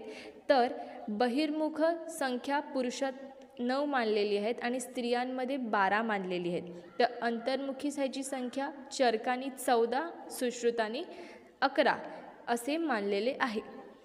आणि सुश्रुतांचे जे 11 मानलेले स्त्रोतस आहेत त्यांना योगवह स्त्रोतस असेही म्हटलेले आहे. आता हा जो टेबल आहे हा तुम्हाला लर्न करायचा आहे. मग हा टेबल लर्न झाल्यानंतर मी तुम्हाला ट्रिक सांगते की त्याच्याने तुम्ही श्लोकसुद्धा रेडी करू शकतात. तर सर्वात पहिला आपण हा टेबल बघूया. तर प्राणवह स्त्रोतस, स्त्रोतसाची नावे दिलेली आहेत. सुश्रुतोक्त मूलस्थान आणि चरकोक्त मूलस्थान. म्हणजेच पहिला सुश्रुतांनी काय मूलस्थान दिले ते बघूया, मग चरकांनी काय दिले ते. तर स्त्रोतसाची नावे काय आहेत? प्राणवह, अन्नवह, उदकवह. मग आपले जे सप्तधातू येतात ते रसवह, रक्तवह, मांसवह, मेदोवह, अस्थिवह, मज्जवह, शुक्रवह. त्याच्यानंतर हे झाले सप्तधातू. आपले जे त्रिमल असतात ते म्हणजेच मूत्र, पुरीश, स्वेद आणि एक लास्ट आहे आर्तव. ही झाली त्याची ट्रिक. तर पहिल्या काय 3 होते? प्राणवह, अन्नवह, उदकवह. मग आपले सप्तधातू, मग आपले 3 मल आणि लास्टला येते आर्तव. हे झाले स्त्रोतसाची नावे 14. आता सुश्रुत आणि प्राणवह ह्याचे मूळ स्थान काय सांगितलेले आहेत? हृदय आणि रसवाही धमन्या. तर चरकानी हृदय व महास्त्रोतस. अन्नवहचं आमाशय व अन्नवह धमन्या. तर चरकानी आमाशय व वामपार्श्व मानलेल्या आहे. उदकवहचं तालू व क्लोम. चरकानी सुद्धा सेम मानलेलं आहे, तालू व क्लोम. म्हणजेच उदकवहचं दोघांचं सेम आहे, सुश्रुतानी आणि चरकानी सेम मानलेलं आहे, तालू व क्लोम. रसवहचं हृदय व रसवाही धमन्या. तर चरकानी हृदय व दश धमन्या. रक्तवहचं यकृत आणि प्लीहा रक्तवाही धमन्या. तर चरकानी यकृत आणि प्लीहा. म्हणजेच दोघांमध्ये सेम आहे यकृत आणि प्लीहा, फक्त सुश्रुतानी एक एक्स्ट्रा मानलेलं रक्तवाही धमन्या. मांसवह आहे, त्याच्यामध्ये स्नायू, त्वचा आणि रक्तवह धमन्या. तर चरकांनी काय मानलेलं आहे? स्नायू आणि त्वचा. म्हणजेच ह्यानी सुश्रुताने काय केलं की सेम आहे दोघांमध्ये स्नायू आणि त्वचा, पण जो अगोदर ज्यांच्यामध्ये धातू होता तोच ह्याच्यामध्ये धमन्या म्हणून त्यांनी ॲड केलेला आहे. म्हणजे स्नायू, त्वचा आणि रक्तवह धमन्या. मेदोवह. तर मेदोवह सुश्रुतांनी काय मानले? कटी आणि वृक. तर चरकानी वृक आणि वपावहन. अस्थिवह, मज्जवह आणि स्वेदवह हे 3 सुश्रुतांनी मानलेलं नाही आहे. तर कुठले 3 आहेत स्त्रोतस जे सुश्रुतांनी मानलेले नाही आहेत? अस्थिवह, मज्जवह आणि स्वेदवह. तर अस्थिवहचं चरकांनी काय मूलस्थान मानलेलं आहे? मेध व जंगन. मज्जवहचं अस्थि आणि संधी. शुक्र मूळ स्थान सुश्रुतांनी काय मानले? स्तन व वृषण, तर चरकानी वृषण व शेफ. मूत्रवहचं बस्ती व मेंढ्र, तर चरकानी बस्ती व वंशण. पुरीशवहचं पक्वाशय व गुद, तर चरकानी पक्वाशय व स्थूल गुद मानले. स्वेदवह सुश्रुतांनी मानलेल्या नाही आहे. चरकांनी मानलेलं आहे ते मेद व लोमकूप.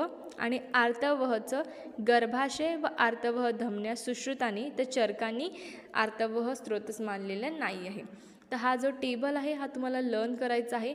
आता ह्याची ट्रिक आहे ती वरती दिलेली आहे. की ट्रिक काय आहे? तर सुश्रुताचा श्लोक लिहायचा असेल तर हाच फॉर्मॅट असणार.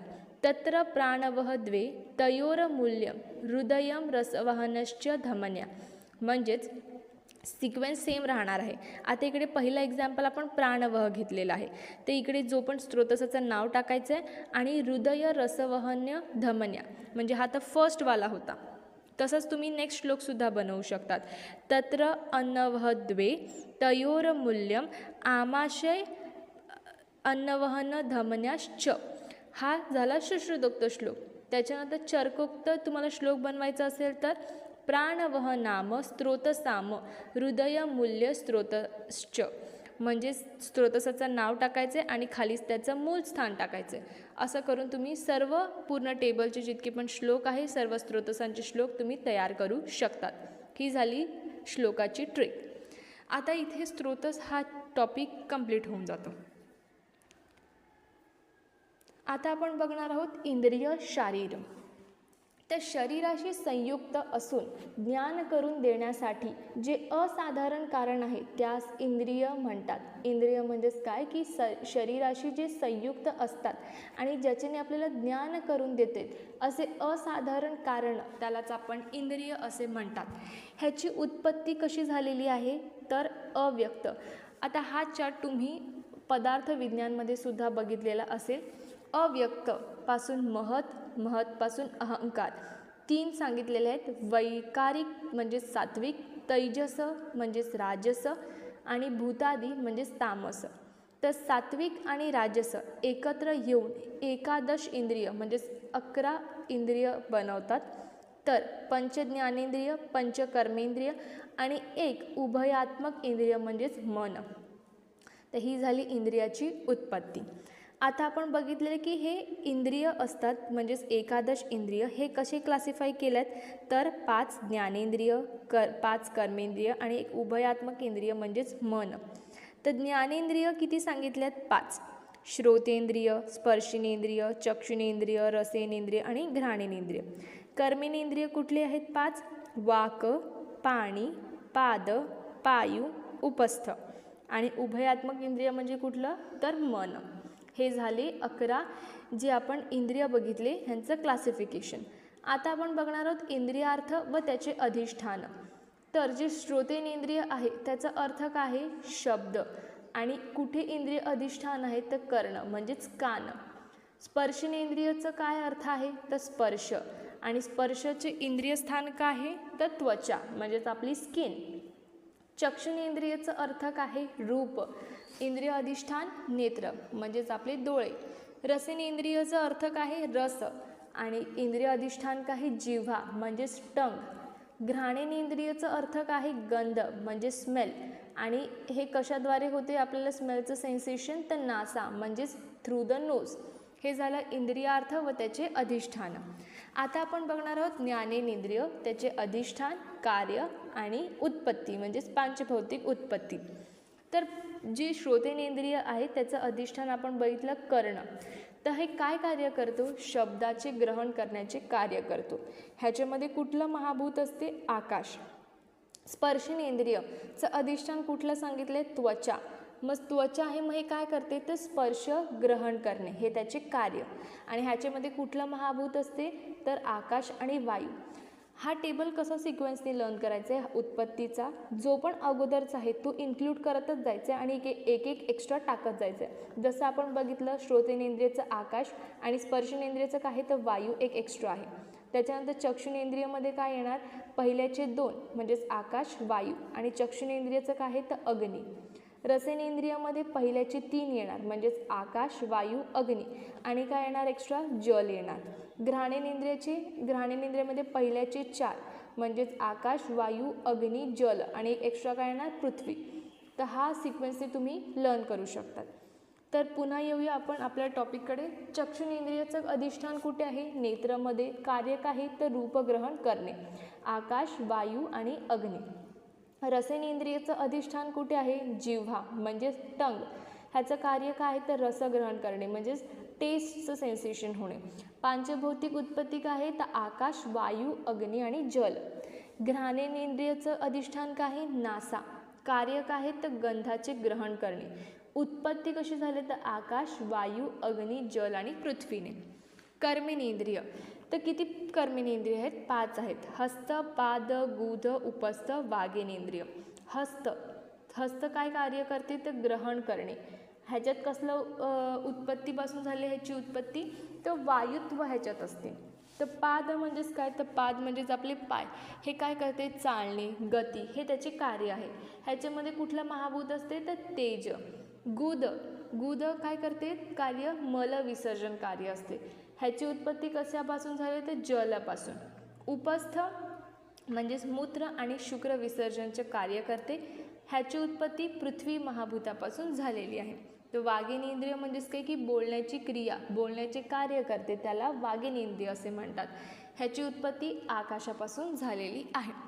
इथे इंद्रिय हा टॉपिक कंप्लीट होतो. आता आपण बघणार आहोत छोटासा टॉपिक, म्हणजेच मन. मन ज्ञाने या धातूपासून मन हा शब्द बनला आहे. तर हा शब्द कशापासून बनला आहे, मन ज्ञाने ह्याच्यापासून उत्पत्ती झालेली आहे. मनाचे लक्षण काय आहेत, ज्ञानाचे असणे. ज्ञानाचे असणे ह्याला भाव म्हणतात आणि ज्ञानाचे नसणे ह्याला अभाव असे म्हणतात. कारण आत्मा, इंद्रिय, इंद्रियार्थ यांचा मनाशी संयोग झाला तर ज्ञान होते. तसेच आत्मा, इंद्रिय, इंद्रियार्थ यांचा मनाशी संयोग झाला नसेल तर ज्ञान होत नाही. म्हणजेच आत्मा, इंद्रिय आणि इंद्रियार्थ यांचा जर मनाशी संयोग झाला तर आपल्याला ज्ञान प्राप्त होते, पण हा संयोग नाही झाला तर ज्ञान प्राप्त होत नाही.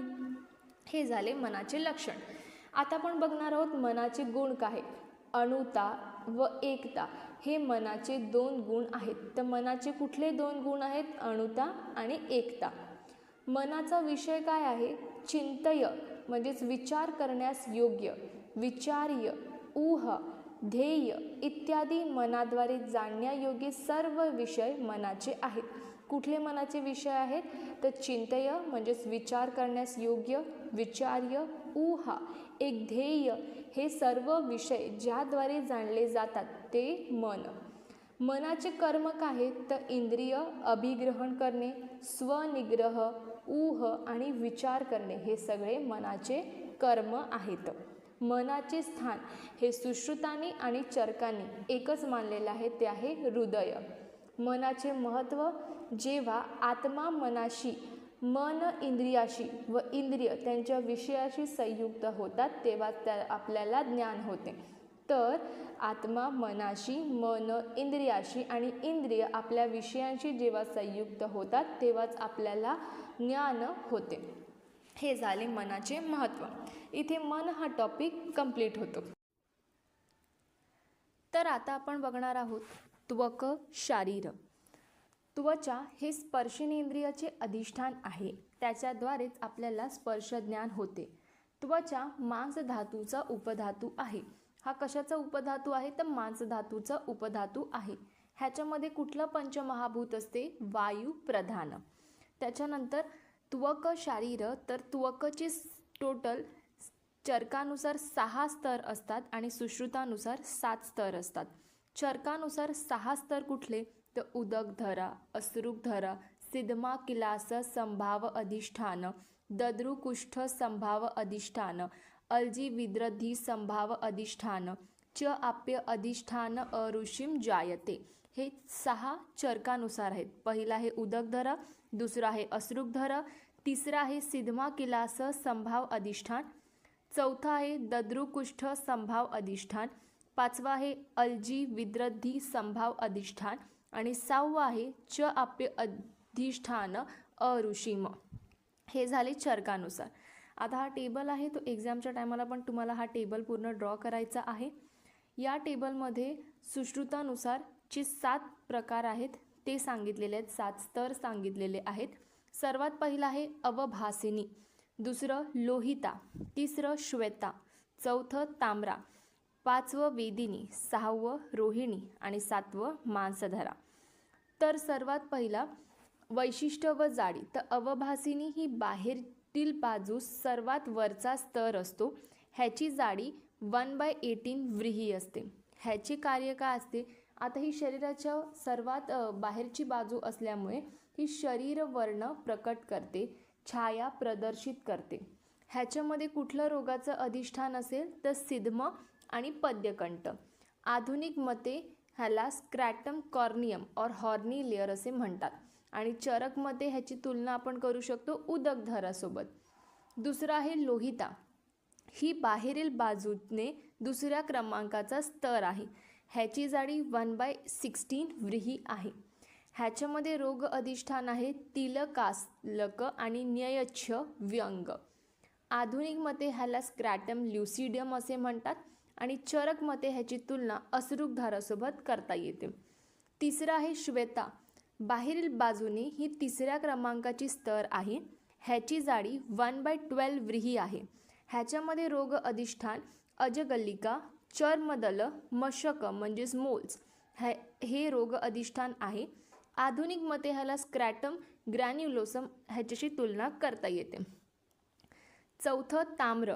ही बाहेरील बाजूनी चौथ्या क्रमांकाचा स्तर आहे आणि ह्याची जाडी 1/8 व्रीही आहे. रोग अधिष्ठान ह्याच्यात किलास आणि कुष्ठ आहे.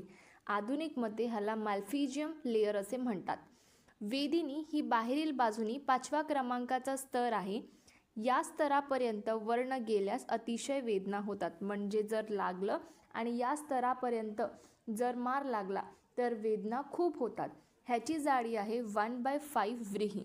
ह्याच्यामध्ये रोग अधिष्ठान आहे कुष्ठ आणि विसर्प. आधुनिक मते ह्याची तुलना पॅपिलरी लेअरसोबत केलेली आहे. सहावा आहे रोहिणी. ही बाहेरील बाजूनी 6व्या क्रमांकाचा स्तर आहे. यामध्ये जाळीप्रमाणे तंतू असतात, ते पसरलेले असतात. ह्याची जाडी 1 व्रीही आहे. मांसधरा, जी बाहेरील बाजूनी 7व्या क्रमांकाचा स्तर आणि हा शेवटचा आहे. तर रोहिणीमध्ये कुठले रोग अधिष्ठान आहेत? ग्रंथी, अपची, अबुर्द, शलीपद, गलगंड.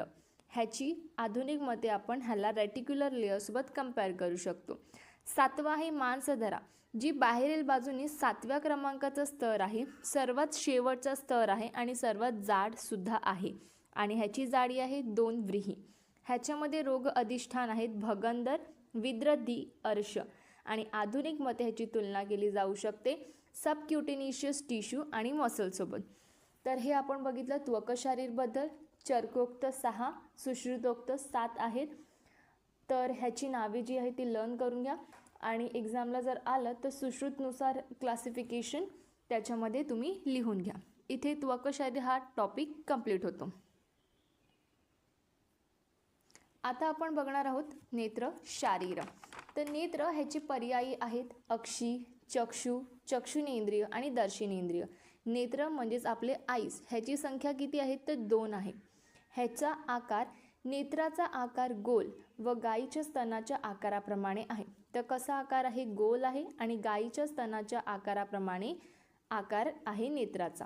ह्याच्यामध्ये पंचमहाभौतिकत्व, तर तेज महाभूत व त्याचा विषय म्हणजेच कुठला रूप याचे ज्ञान होते. ह्याच्यामध्ये तेज महाभूत असते आणि कुठल्या विषयाचे ज्ञान होते? रूप. नेत्रगत पार्थिव अंश असतो. नेत्राच्या गत असतो तो पार्थिव अंश असतो आणि म्हणून नेत्रगत कसं असते तर मांस, पेशी यांनी भरलेलं असते. जलीय अंश सुद्धा असतो. जलीय अंश श्वेतत्व व नेत्रातील द्रव्य तिथे असतो. तेजस अंश कुठला असतो? जो नेत्रगत रक्त असतो त्याच्यामध्ये तेजस अंश असतो. वायव्य अंश नेत्रगत कृष्णत्व असते त्याच्यात वायव्य अंश असतो आणि आकाशीय अंश म्हणजेच अश्रू मार्गामध्ये जी पोकळी असते त्याच्यात आकाशीय अंश असतो. हे झालं पंचभौतिकत्व. दोष संबंध, तर नेत्रामध्ये कुठला दोष असतो? नेत्रामध्ये आलोचक पित्ताचे स्थान असते. व्यानवायूमुळे उन्मेष निमेष होते, प्राणवायूमुळे रूपाचे ज्ञानाचे वहन होते आणि तर्पक कफामुळे नेत्र प्रसन्न व स्वस्थ ठेवले जाते.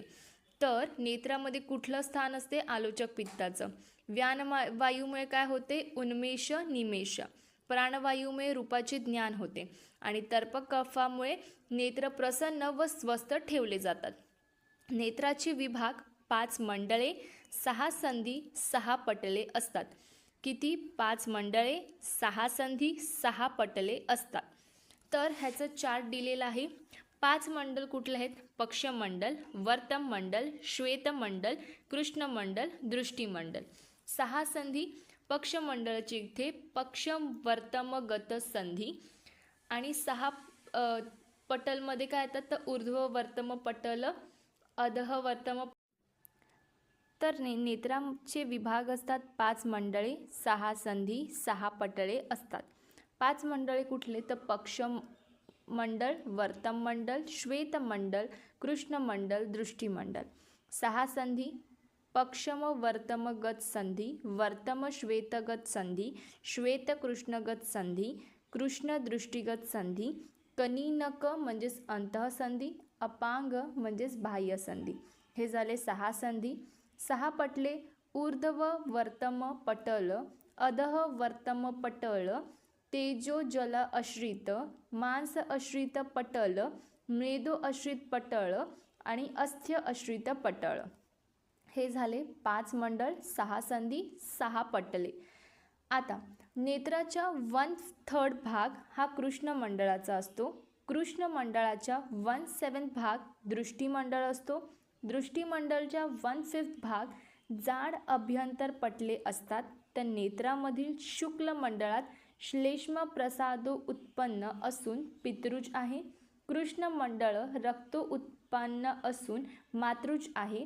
दृष्टिमंडळ कफ रक्त उत्पन्न असून मातृज पितृज आहे. तर नेत्राच्या 1/3 भागमध्ये काय असते? कृष्णमंडळ. कृष्णमंडळच्या 1/7 भागमध्ये काय असते? दृष्टिमंडळ. दृष्टिमंडळच्या 1/5 भागमध्ये काय असते? तर जाड पटळे असतात. नेत्रामधील जो शुक्ल मंडळ असतो त्याच्यामध्ये काय असते? श्लेष्म प्रसाद उत्पन्न असून त्याच्यामध्ये पितृज भाव असतो. कृष्णमंडळ हा रक्त उत्पन्न आहे. रक्त उत्पन्न आहे म्हणजे त्याच्यात कुठला भाव असणार? मातृज भाव आहे. दृष्टिमंडळ हा दोन्ही आहे, कफ आणि रक्त उत्पन्न आहे. त्याच्यामुळे ह्याच्यामध्ये दोन्ही भाव दिसणार, मातृज आणि पितृज. तर हे काही पॉईंट आहेत ते थोडेसे लक्षात ठेवून द्या तुम्ही. इथे नेत्र शारीर हा टॉपिक कंप्लीट होऊन जातो. आता आपण बघणार आहोत परिभाषा शारीर. तर कुर्चा म्हणजेच काय? कुंचला किंवा जो ब्रशच्या आकारासारखा असतो, जो ब्रशच्या शेपसारखा असतो त्यालाच कुर्चा असे म्हणतात किंवा कुंचला. पेशी, स्नायू, धमनी, सिरा यांच्या सन्निपातापासून जो उत्पन्न होतो तो असतो कुर्चा. कुर्चा टोटल 6 असतात. 2 हातात, 2 पायात, 1 ग्रीवा आणि 1 मेंढप्रदेशी अशा मिळून टोटल 6 कुर्च्या असतात. जे हस्तमध्ये असतात त्याची तुलना मॉडर्नमध्ये आपण पाल्मर ॲपोन्युरोसिस सोबत करता येते आणि पाद म्हणजे जे पायात असतात प्लॅन्टर ॲपोन्युरोसिसची तुलना करता येते. हा झाला कुर्चा. कंडरा म्हणजेच काय? तर ज्या गोल दोरीच्या आकाराचे स्नायू असतात त्यांना कंडरा असे म्हणतात. ते टोटल 16 असतात. 4 हातात, 4 पायात, 4 ग्रीवा आणि 4 पृष्ठभागी असतात. शारंगधरनुसार शरीरातील अवयवांचे प्रसारण आकुंचन करणाऱ्या स्नायूंना कंडरा असे म्हणतात. शारंगधरनुसार जे शरीरामध्ये अवयव आहेत त्यांचे प्रसारण आणि आकुंचन जे करणारे स्नायू आहेत त्यांना कंडरा असे म्हणतात. त्याच्यानंतर हात आणि पायात ज्या कंडरा असतात त्यांचा प्रवेश किंवा निवेश कुठून होतो? नखाजवळून. ग्रीवा व हृदयमधून असतात कंडरा, त्यांचा निवेश कुठे होतो? मेंढ्रप्रदेशी. तर जे श्रोणी व पृष्ठभागात असतात त्यांचा निवेश किंवा प्रवेश कुठून होतो? श्रोणी चक्रातून. त्याच्यानंतर नेक्स्ट पॉईंट, ग्रीवा आश्रित कंडरांची वरील बाजू स्तब्धता कुठे असते? मस्तकावर असते. हातामधील कंडरांची वरील बाजू स्तब्धता बाहुशिरामध्ये. तर पायामधील कंडरांची वरील बाजू स्तब्धता ही श्रोणी मंडळावर असते आणि पृष्ठ आश्रित कंडरांची वरील बाजू स्तब्धता ही वक्ष मंडळावरती असते. ग्रीवा आश्रित कंडरांची स्तब्धता कुठे असते? मस्तकावर. हातामधील असतात त्यांची कुठे असते? बाहुशिरामध्ये. पायामधील असतील त्यांची श्रोणी मंडळावर आणि पृष्ठ आश्रित असतील त्यांची वक्षण मंडळावरती. मॉडर्ननुसार कंडरा म्हणजेच टेंडन असे म्हणता येईल. तिसरं आहे जाल. जाल म्हणजेच काय? जे जाळे असतात ते. तर मांस, सिरा, स्नायू आणि अस्थी या रचनांपासून जे बनते त्याला जाल असे म्हणतात. असे टोटल 16 जाल असतात. मांसजाल 4, सिराजाल 4, स्नायुजाल 4 आणि अस्थिजाल 4. जालचे ठिकाण कुठे आहे? तर मणिबंध आणि गुल्फ प्रदेशी जाल असतात. त्याच्यानंतर अस्थिसंघात म्हणजेच 2 किंवा अधिक अस्थि समूह जिथे येतात त्याला अस्थिसंघात असे म्हणतात. मॉडर्ननुसार ह्याची तुलना आपण जॉईंट्स म्हणून करू शकतो. टोटल अस्थिसंघात 14 असतात. अधोशाखेत गुल्फ, जानू, वक्षण. ऊर्ध्वशाखेत मणिबंध, कुरपर, कक्षा. त्रिकप्रदेशी 1, शिरप्रदेशी 1. आता ही 14 ही संख्या कशी बनते अस्थिसंघातची? तर अधोशाखेत एका पायात 3 असतात. तर दोन्ही पायांची मिळून 6 आणि वरती 3 असतात. ऊर्ध्वशाखेत एका हातात 3, दुसऱ्या हातात 3 म्हणजे खालती 6, वरती 6, त्रिकप्रदेशी 1, शिरप्रदेशी 1 असे मिळून 14 अस्थिसंघात असे बनतात. तर अधोशाखेत गुल्फ, जानू, वक्षण असे प्रत्येकी 1, एका पायात 1 तर 2 पायात 2 तर असे झाले 6 अधोशाखेत. ऊर्ध्वशाखेत मणिबंध, कुरपर, कक्षा तर एका ठिकाणी 3, एका हातात तर दुसऱ्या हातात अजून 3 म्हणजे असे झाले 6. 6 पायात, 6 हातात. त्रिकप्रदेशी 1, शिरप्रदेशी 1. त्रिकप्रदेशी 1 which is form by hip bone and sacrum आणि शिरप्रदेशी जो 1 असतो which is form by skull bone and results in the formation of cranial vault. सीमंत म्हणजेच काय? तर भोजमध्ये अस्थींचे संघात ज्यांनी शिवलेले आहेत त्यांना सीमंत असे म्हणतात. ह्याची संख्या 14 आहे सुश्रुत मते आणि वाग्भट मते 18 आहे. ह्याचे स्थान कुठे आहे? पूरकपाल व पार्श्वकपाल मध्ये. दुसरं 2 पार्श्वकपालाच्या मधोभागी. तिसरं 2 पार्श्वकपाल व 1 पश्चिम कपाल. चौथं वाम शंख अस्ति व वाम पार्श्वकपाल अस्ति. 5वं दक्षिण शंख अस्ति व दक्षिण पार्श्वकपाल अस्ति. असे प्रत्येकी 1 सीमंत असे मानलेले आहेत. नेक्स्ट आहे सेवनी. सेवनी म्हणजेच काय? की शिवण्याद्वारे जे जोडलेल्या भागाप्रमाणे असतात त्यांना सेवनी असे म्हणतात. त्याची संख्या किती आहेत? 7 आहेत. ह्याचे स्थान कुठे आहे? शिरह प्रदेशी असतात त्यांना सूचर्स म्हणतात. तिकडे 5 सेवनी असतात. जिव्हेच्या अधोभागी म्हणजेच फ्रॅन्युलम लिंगुए च्या ठिकाणी 1 सेवनी असते. मेंढराच्या अधोभागी म्हणजेच रॅफी ऑफ स्क्रॉटमच्या ठिकाणी 1 सेवनी. नेक्स्ट आहे मांसरज्जू.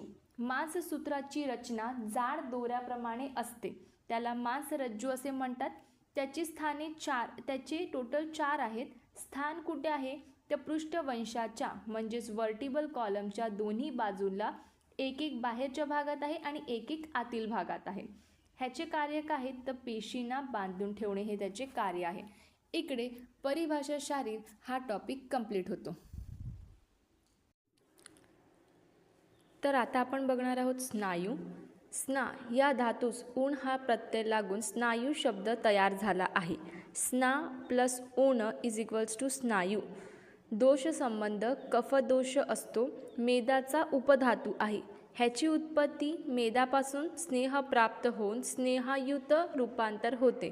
म्हणजेच गर्भनिर्मिती अवस्थेत तेज महाभूतामधील आतील धातूंचा पाक होत असताना जर मृदुपाक झाला तर सिरा उत्पन्न होतात आणि जर खरा पाक झाल्यास स्नायू उत्पन्न होतात. म्हणजेच जेव्हा गर्भनिर्मिती असते त्या टायमाला महाभूत तेज महाभूत असते त्याच्यामुळे जो आतील धातू आहे त्यांचा पाक होत असतो. त्याच्यामध्ये 2 असतात. जर खरं पाक झाला तर मग स्नायू उत्पन्न होतात आणि मृदुपाक झाला तर सिरा उत्पन्न होतात. ह्यांची संख्या आहे 900. ह्याचे स्नायूचे 4 प्रकार असतात: प्रतानवती, वृत्त, पृथू आणि सुषिर.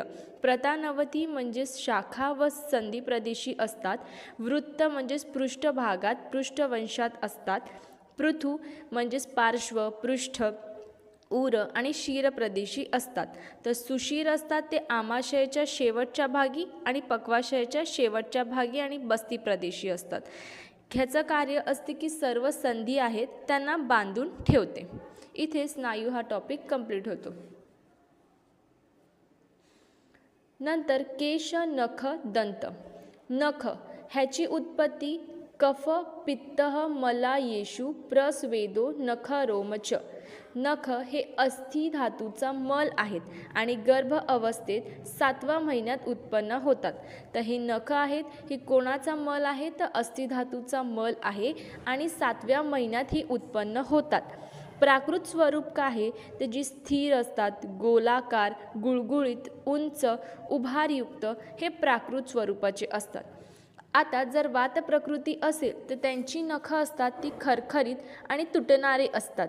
पित्त प्रकृती असते त्यांची तांबूस वर्ण असते आणि कफ प्रकृतीवाल्यांची स्निग्ध आणि स्थिर असतात. तर वात प्रकृतीवाल्यांची खरखरीत आणि तुटणारे असतात. पित्त प्रकृती असते त्यांचे तांबूस वर्ण असते आणि कफ प्रकृतीवाल्यांचे स्निग्ध आणि स्थिर असतात. त्याच्यानंतर जर त्याच्यात विकृती आली तर विकृत स्वरूपात जर पांडू व्याधी असेल तर त्याच्यात निस्तेज व पांढरट असतात. कामला व्याधीमध्ये पिवळी असतात आणि श्वासोश्वासामध्ये निळसर. तर राज्यक्षम व्याधीत सपाट आणि गोलगट असतात. नेक्स्ट आहे दंत. व्याख्या त्याची आहे मुखस्थम कठितश्च चवरनादी सांधणीयो अव्यवहा. तोंडामधील कठीण साधन म्हणजेच रुचक देण्यासारखे रुचक अस्थि. अस्थीची जर वृद्धी झाली तर अस्थि अध्यस्थी अधिदंताश्च म्हणजेच अस्थि असतात ते अधिक होतात आणि दंतसुद्धा अधिक होतात.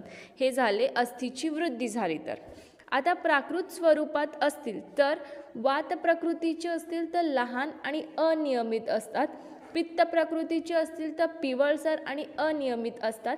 तर कफ प्रकृतीची असतील तर श्वेत, स्थूल आणि नियमित असतात. विकृत स्वरूपातील असतील जर सामुद्र असतील तर दंतशय आणि दात किडणे. सवृत्त असतील तर अपवित्र आणि किट्ट साचते आणि विवृत्त असतील तर ओठाने पूर्णपणे झाकले जाते. हे झालं दंतबद्दल. आता आपण बघूया केश. केशची उत्पत्ती षष्ठे स्नायु सिरा लोम बल हर्ष. 6व्या महिन्यात ह्याची उत्पत्ती होते. शुक्र धातूमुळे चेहऱ्याला काख व गुप्तांगावर केस उत्पन्न होतात. अस्थिधातूचा मल हे चरकाने सांगितलंय आणि अस्थिधातूचा उपधातू हा शारंगधराने सांगितलाय. त्याचं प्राकृत स्वरूप काय आहे तर गुंतलेले नसणे, अल्प नसणे, चमकदार, बळकट, कृष्णवर्ण हे प्राकृत स्वरूप आहेत आणि ते समसारतेमधील वर्णन. त्याच्यानंतर आहे विकृत स्वरूप असेल तर केस गळतात, पांढरी पडतात. अस्थिधातूचा क्षय झाला तर त्याच्यामुळे सुद्धा केसावरती परिणाम दिसतो. इथे केश, नख, दंत हा टॉपिक कंप्लीट होतो. आता आपण बघणार आहोत शरीर उपक्रमणीय. तर शरीर म्हणजेच काय? शीर्यते तत शरीरम प्रतिक्षणम शीर्यमाणम इति शरीरम. जे प्रत्येक क्षणाला झिजते व शेवटी ज्याचा नाश पावतो ते शरीर होय. तत्र शरीरम नाम चेतना अधिष्ठानभूतम पंचमहाभूत विकार समुदायात्मक समयोगवाही. हे चरकाने सांगितलंय की पंचमहाभूत व त्याचे विकार या सर्वांच्या समुदायापासून जे तयार होते आणि ज्याच्यामध्ये चेतना धातू म्हणजेच आत्म्याचे अधिष्ठान असते त्याला शरीर असे म्हणतात. हे 2 शरीराचे डेफिनेशन झाले. शरीराचे पर्यायी शब्द काय आहेत? देह, काय, वपू, गात्र व शर्म. त्याच्यानंतर आहे शारीर. शरीरम अधिकृतम तंत्रम शारीरम. शरीराला आधारभूत ठरवून जे शास्त्र किंवा जे तंत्र तयार केले जाते त्यालाच शारीर असे म्हणतात किंवा त्याला शारीर रचना असे सुद्धा म्हणतात. त्याच्यानंतर षडंगत्व म्हणजे शरीराचा अभ्यास करण्याच्या दृष्टीने त्याचे 6 विभाग कल्पिले गेले आहेत. हे 2 आचार्यानुसार आहेत, आचार्य चरकनुसार, आचार्य सुश्रुतनुसार. आचार्य चरकनुसार 4 शाखा, तर 1 मध्यम आणि 1 शीर. आणि आचार्य सुश्रुतनुसार 2 बहु, 2 स्कतनी, 1 ग्रीव शिरोग्रीवम आणि 1 अंतराधीही, असं आचार्य सुश्रुतनुसार. सुश्रुतांचा श्लोक आहे, तच्च षडंगम शाखाष्टस्त्रो मध्यम पंचम षष्ठ शिर इति. म्हणजे 4 शाखात, 2 हात व 2 पाय, मध्यम म्हणजेच कंठादी गुदापर्यंत आणि शिर. तर चरकनुसार दव बाहू, द्वे स्कतिनी, शिरोग्रीवम, अंतराधीनी षडंगम. म्हणजेच 2 बाहू म्हणजेच 2 हात, द्वे स्कतिनी म्हणजेच 2 पाय, तर अंतराधी म्हणजेच मध्यम शरीर आणि शिरोग्रीवम म्हणजे शिर व मान मिळून यालाच एक उत्तमांग असे म्हणतात. त्याच्यानंतर मृत शरीर संशोधन. तस्मात् समस्त गात्र विषोपहतम दीर्घव्याधी पीडितम अवर्षशतिकम निःसृष्टांत्र पुरीशम पुरीशम. म्हणजेच समस्त गात्र म्हणजेच काय, तर सर्व अंग प्रत्यंग अवयव यांनी युक्त असलेले शरीर. अविषोपहत म्हणजेच विषप्रयोगामुळे मृत्यू झालेला नसावा. अदीर्घी व्याधी पीडित म्हणजेच मृत्यूपूर्वी दीर्घकाल व्याधी पीडित नसावा. अवर्ष शतिकम म्हणजे जो शव आहे त्याला 100 वर्ष पूर्ण झालेले असेल असा नसावा. निसृष्ट आंत्रपुरीशम म्हणजेच त्याच्या शरीरातील आतडी व मलमूत्र काढून टाकलेला असावा. हे झाले मृत शरीर संशोधनासाठी नियम. इथे शरीर उपक्रमणीय हा कंप्लीट होतो. तर आता आपण बघणार आहोत गर्भ शारीर. गर्भ व्याख्या. शुक्र शोणित गर्भाशयस्थम आत्मप्रकृती विकार समूर्छितम गर्भ इति उच्यते. मातेच्या गर्भाशयात शुक्र व शोणित यांचा संयोग होऊन त्यामध्ये आत्मा, प्रकृती व विकार यांच्या संयोगाने जो घनीभूत आकार निर्माण होतो त्यास गर्भ असे म्हणतात. म्हणजेच जेव्हा शुक्र आणि शोणित यांचा संयोग होतो आणि त्याच्यात आत्मा, प्रकृती आणि विकार यांच्या संयोगाने जो बनतो घनीभूत आकाराचा त्यालाच आपण गर्भ असे म्हणतात. त्याच्यानंतर शुक्र. तर सर्वात पहिलं आपण बघूया शुक्राबद्दल. शुक्राची पर्यायी नावे आहेत तेज, रेत, बीज आणि वीर्य. त्याचे स्वरूप शुक्रम सौम्यम. यात पृथ्वी, आप, तेज, वायू ही महाभूते असतात. म्हणजेच आकाश सोडून जितके पण महाभूते आहेत ते सर्व शुक्रात असतात आणि ते षडरसयुक्त असते. गुणांच्या दृष्टीने त्यास सौम्य असे मानले आहेत. त्याच्यानंतर शुद्ध शुक्राची लक्षणे. एक्झाममध्ये शुद्ध शुक्राची लक्षणे व शुद्ध आर्तवाची लक्षणे विचारले जातात. शुद्ध शुक्राची लक्षणे स्फटिकांब्यम द्रव्यम स्निग्धम मधुरम मधुगंधी च शुक्रमिच्छन्ति केचितु तैलशौद्रनिभम तथा. शुद्ध शुक्र हे स्फटिकासारखे श्वेत, द्रवरूप, स्निग्ध, मधुर रसाचे व मधुर गंधाचे असते. तर काही आचार्यांच्या मते तेलासारखे व मधासारखे दिसणारे शुक्र हे शुद्ध शुक्र होय. दुसरं, दुधामध्ये जसे तूप असते ते दिसत नाही त्याचप्रमाणे शुक्र हे सर्व शरीरात असते पण दिसत नाही. हे झाले शुद्ध शुक्राचे लक्षणे. आता आर्तव.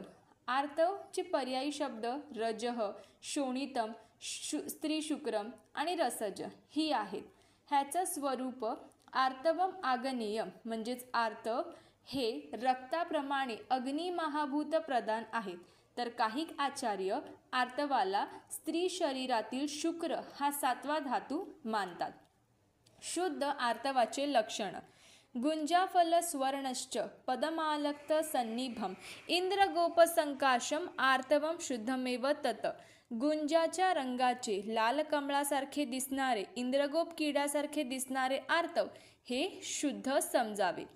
सस्याच्या रक्ताप्रमाणे लाल रंगाचे, लासाच्या रसाप्रमाणे रंगाचे, ज्याचा कपड्यावर डाग पडत नाही असे आर्तव शुद्ध आहे. म्हणजेच हे 2 डेफिनेशन झाले शुद्ध आर्तवची.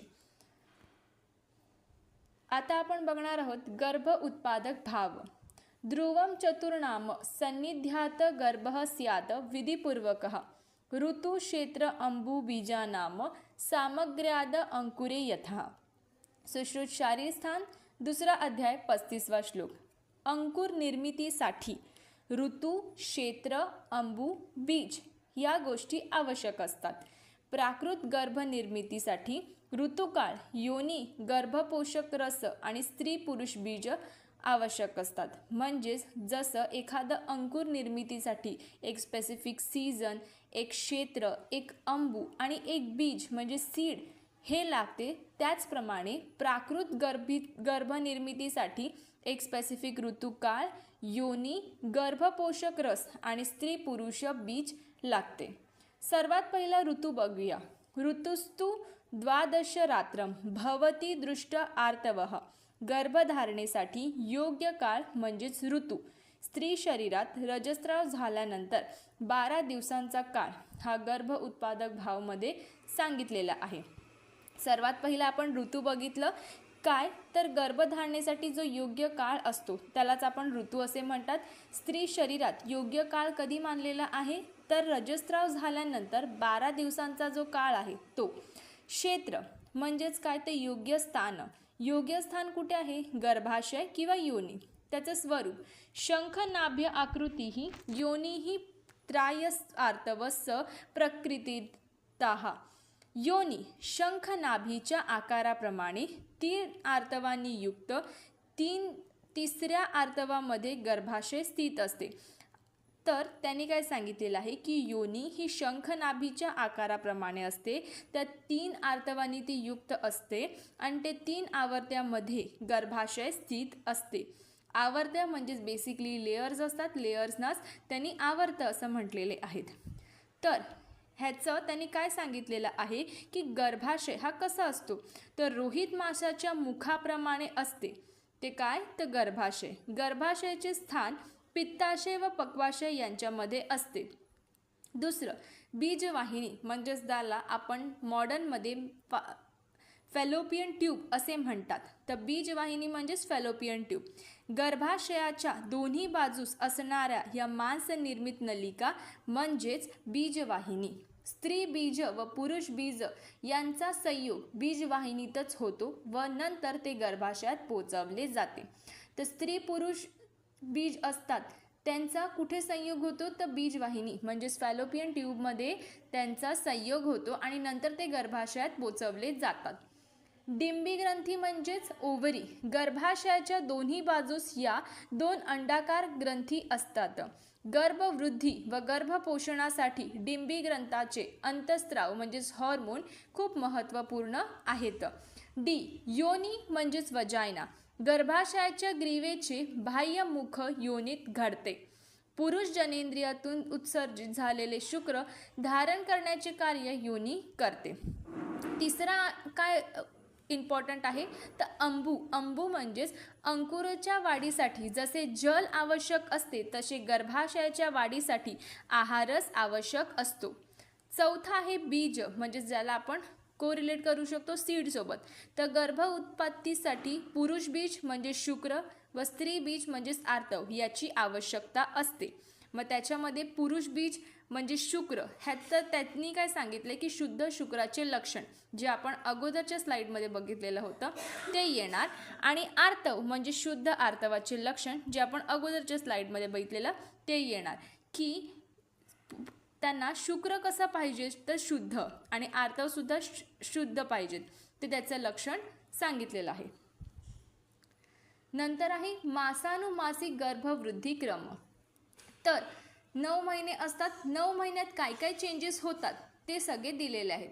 प्रथमे मासी कललम जायते म्हणजेच पहिल्या महिन्यात गर्भ हा कललस म्हणजेच मासाचा गोळाप्रमाणे असतो. अव्यक्त स्वरूपात असतो म्हणजेच या टायमाला क्लीवेज फॉर्मेशन होतो मॉडर्ननुसार. द्वितीय मासे तर द्वितीय मासे घनः संपदते पिंडी पेश अबुर्दम वा तत्र घनः परुषः पेशी स्त्री अबुर्दम नपुंसक्तम. शीत उष्म वायू यांच्या परिपाकामुळे महाभूताचा संघात घन होतो आणि हा घन पिंडकार असल्याने पुरुष गर्भ पेशीप्रमाणे पुरुष गर्भ असतो तो कसा दिसतो, तर घनपिंडकार असला तर पुरुष गर्भ, जर पेशीप्रमाणे असला तर स्त्री गर्भ आणि जर अबोर्धाप्रमाणे असला तर नपुंसक. म्हणजेच दुसऱ्या महिन्यात काय होते की शीत उष्ण वायू यांचा परिपाकाने जे महाभूत आहे ह्यांचा संघात होऊन तो घन बनतो. जर घन आणि पिंड आकाराचा असेल तर तो कसला असणार, तर पुरुष गर्भ. जर पेशीप्रमाणे दिसत असेल तर तो स्त्रीचा गर्भ असेल आणि जर अबोधाप्रमाणे असेल तर नपुंसकता. तृतीय मास. तृतीये हस्तपाद शिरसा पंचपिंडिका निवृत्तते अंग प्रत्यंग विभाग सूक्ष्म भवती. म्हणजेच तिसऱ्या महिन्यात हस्तपाद शिर यांचे 5 पिंड तयार होतात आणि अंग प्रत्यंग हे सूक्ष्म स्वरूपात उत्पन्न होतात. हे सर्व तिसऱ्या महिन्यात होते. चतुर्थ मास. चतुर्थे सर्वांग प्रत्यंग विभागः प्रव्यक्तो भवति गर्भहृदय प्रव्यक्ती भावचेतना धातुरभिव्यक्तो भवति. म्हणजे चौथ्या महिन्यात सर्व अंग प्रत्यंग व्यक्त होतात. गर्भाचे हृदय कधी प्रव्यक्त होते, तर चौथ्या महिन्यात. चेतनाची उत्पत्ती होते. इंद्रियांचे ज्ञान प्राप्त होण्यासाठी सुरुवात होते. 2 हृदयांनी युक्त असल्याने गर्भिणीला दवहृदिनी, जिला डोहाळे लागतात असे म्हटले आहेत. तर एक्झाममध्ये असं पण येऊ शकतो की दवहृदिनी वर्णन करा. तर दवहृदिनी वर्णन करा म्हणजेच चतुर्थ मासाबद्दल वर्णन करा असा अर्थ होतो. तर चौथ्या महिन्यात काय होते की जितके पण अंग प्रत्यंग आहेत ते व्यक्त होतात. गर्भाचे हृदय व्यक्त होते, त्यात चेतनाची उत्पत्ती होते, इंद्रियांचे ज्ञान होते आणि जी माता असते, मातेचे हृदय आणि बाळाचे हृदय, तर त्या दोन्ही हृदयांनी युक्त असलेल्या गर्भिणीलाच दवहृदिनी असे म्हटले जाते. पंचम मास. पंचमे मनः प्रतिबुद्धतरः. गर्भामध्ये मनाची उत्पत्ती ही 5व्या महिन्यात होते. षष्ठ मासे. षष्ठे बुद्धी. गर्भामध्ये बुद्धीची उत्पत्ती 6व्या महिन्यात होते. सप्तमास. सप्तमे सर्वांग प्रत्यंग विभागः प्रव्यक्तरः. म्हणजेच गर्भाचे सर्व अंग प्रत्यंग हे 7व्या महिन्यात उत्पन्न होतात. अष्टम मांस. अष्टमे अस्थिरी भवेत्योजः. गर्भामध्ये ओज हे अस्थिर असते. गर्भामध्ये ओज नसल्याने गर्भ मृत होतो. अशा वेळी नेत्र भागाचे 2 दान करण्यास सांगितले आहे. 8व्या महिन्यात गर्भाचा जन्म झाल्यास गर्भव्यापदन निर्माण होते. गर्भाचा जन्म व्यपित्तम असतो. हे झाले अष्टम मांस. नवम मांस. नवम दश एकादश द्वादश नामान्य तस्मिन् जायते अतो अन्यथा विकार भवति. 9व्या 10व्या 11व्या किंवा 12व्या महिन्यात गर्भजन्म झाल्यास जीवित राहतो व या व्यतिरिक्त अन्य महिन्यात प्रसूती झाल्यास गर्भजन्म व्यापतितम असतो. हे पूर्ण मासानुमासिक क्रम हे 9 महिन्याचे झाले. आता षडभाव. तत्र गर्भस्य पितृज मातृज रसज आत्मज सत्वज सात्मजानी शरीर लक्षणाने. तर षडभाव कुठले आहेत? पितृज भाव, मातृज भाव, आत्मज भाव, सात्मज भाव, रसज भाव, सत्वज भाव. तर सर्वात पहिला पितृज भाव. पितृज भावमध्ये काय येते? केश, श्रमशू, लोम, नख, अस्थि, दंत, शिरा, स्नायू, धमनी, रेतः प्रभूतीनी स्थिराणी पितृजानी. हे सगळे काय आहेत? तर हे सगळे असतात आणि स्थिर हे पितृज भाव आहे. मातृज भावमध्ये त्यांनी काय सांगितलेलं आहे? तर मांस, शोणित, मेद, मज्जा, वृत्त, नाभी, यकृत, प्लीहा, आंत्र, गुद हे सगळे. आणि मातृज भाव कसे असतात? तर मृदू असतात हे सांगितलंय. आत्मज भाव. इंद्रियाणी ज्ञानम विज्ञानम आयुः सुख दुःखादि च आत्मजानी. सात्मज भाव काय आहेत? तर वीर्य, आरोग्य, बलवर्णो मेधा च सात्मजानी. रसज भाव. शरीर उपचय बलवर्णः स्थिरहार्निश्च रसजानी. सत्वज भाव. शौचम अस्तिक्यम अभ्यासो वेदेषु गुरुपूजनम प्रियतिथी विमित्याज. हे झाले षडभाव. गर्भधान. स्त्री पुरुष यांचा समागम झाल्यानंतर वायूमुळे पुरुष शरीरात तेज प्रकट होतो. नंतर तेज आणि वायू यांचा संयोग होऊन शुक्र स्त्री योनीत जाते व शोणित बरोबर संयोग होतो आणि गर्भ तयार होतो. गर्भधान वयोमर्यादा 25 ततोप वर्ष पुमान नारीतु षोडशे. गर्भधानसाठी पुरुषांसाठी योग्य सांगितलेलं आहे वय 25 आणि स्त्रियांसाठी 16 वय हे योग्य वय सांगितलेलं आहे. गर्भवृद्धिकर भाव रसाद्वारे व वातदोषाच्या आधमानामुळे गर्भाची वृद्धी होते. वायूद्वारे अग्नीचे दमन होते. अग्नीसह वायू गर्भाशयात अधो ऊर्ध्व तिर्यक दिशेने सर्व स्रोतस धारण करतो आणि मग गर्भाची वृद्धी होते. तम चेतना अवस्थिकम वायू विभर्जती तेजः एनम पचती आपः क्लेदयती पृथ्वी सहनती आकाशम विवर्धयती. आता पंचमहाभूत ह्याचं काय इकडे संबंध आला तर वायू विभजनचं कार्य करते, अग्नी पचनचं कार्य करते, जल क्लेदनचं कार्य करते, पृथ्वी सहन करते आणि आकाश विवर्धनचं कार्य करते. हे झाले गर्भवृद्धिकर भाव. अपरा निर्माण, अपरा म्हणजेच प्लसेंटा, त्याला अपरा असे आयुर्वेदामध्ये म्हटले आहे. तर गर्भिणीच्या शरीरात आर्तवह स्त्रोतस बंद होतात, त्यामुळे रजोदर्शन होत नाही.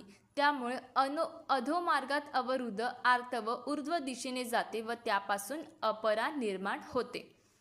म्हणजेच गर्भिणीच्या शरीरात आर्तवह स्त्रोतस जेव्हा बंद होते त्याच्यामुळे जे रजदर्शन होत नाही म्हणजेच मेन्स्ट्रुअल ब्लड जात नाही आणि त्याच्यामुळे अधोमार्गात अवरुद्ध आर्तव आहे तो ऊर्ध्व दिशेने जातो आणि त्यापासूनच अपरा म्हणजेच प्लसेंटा फॉर्मेशन होते.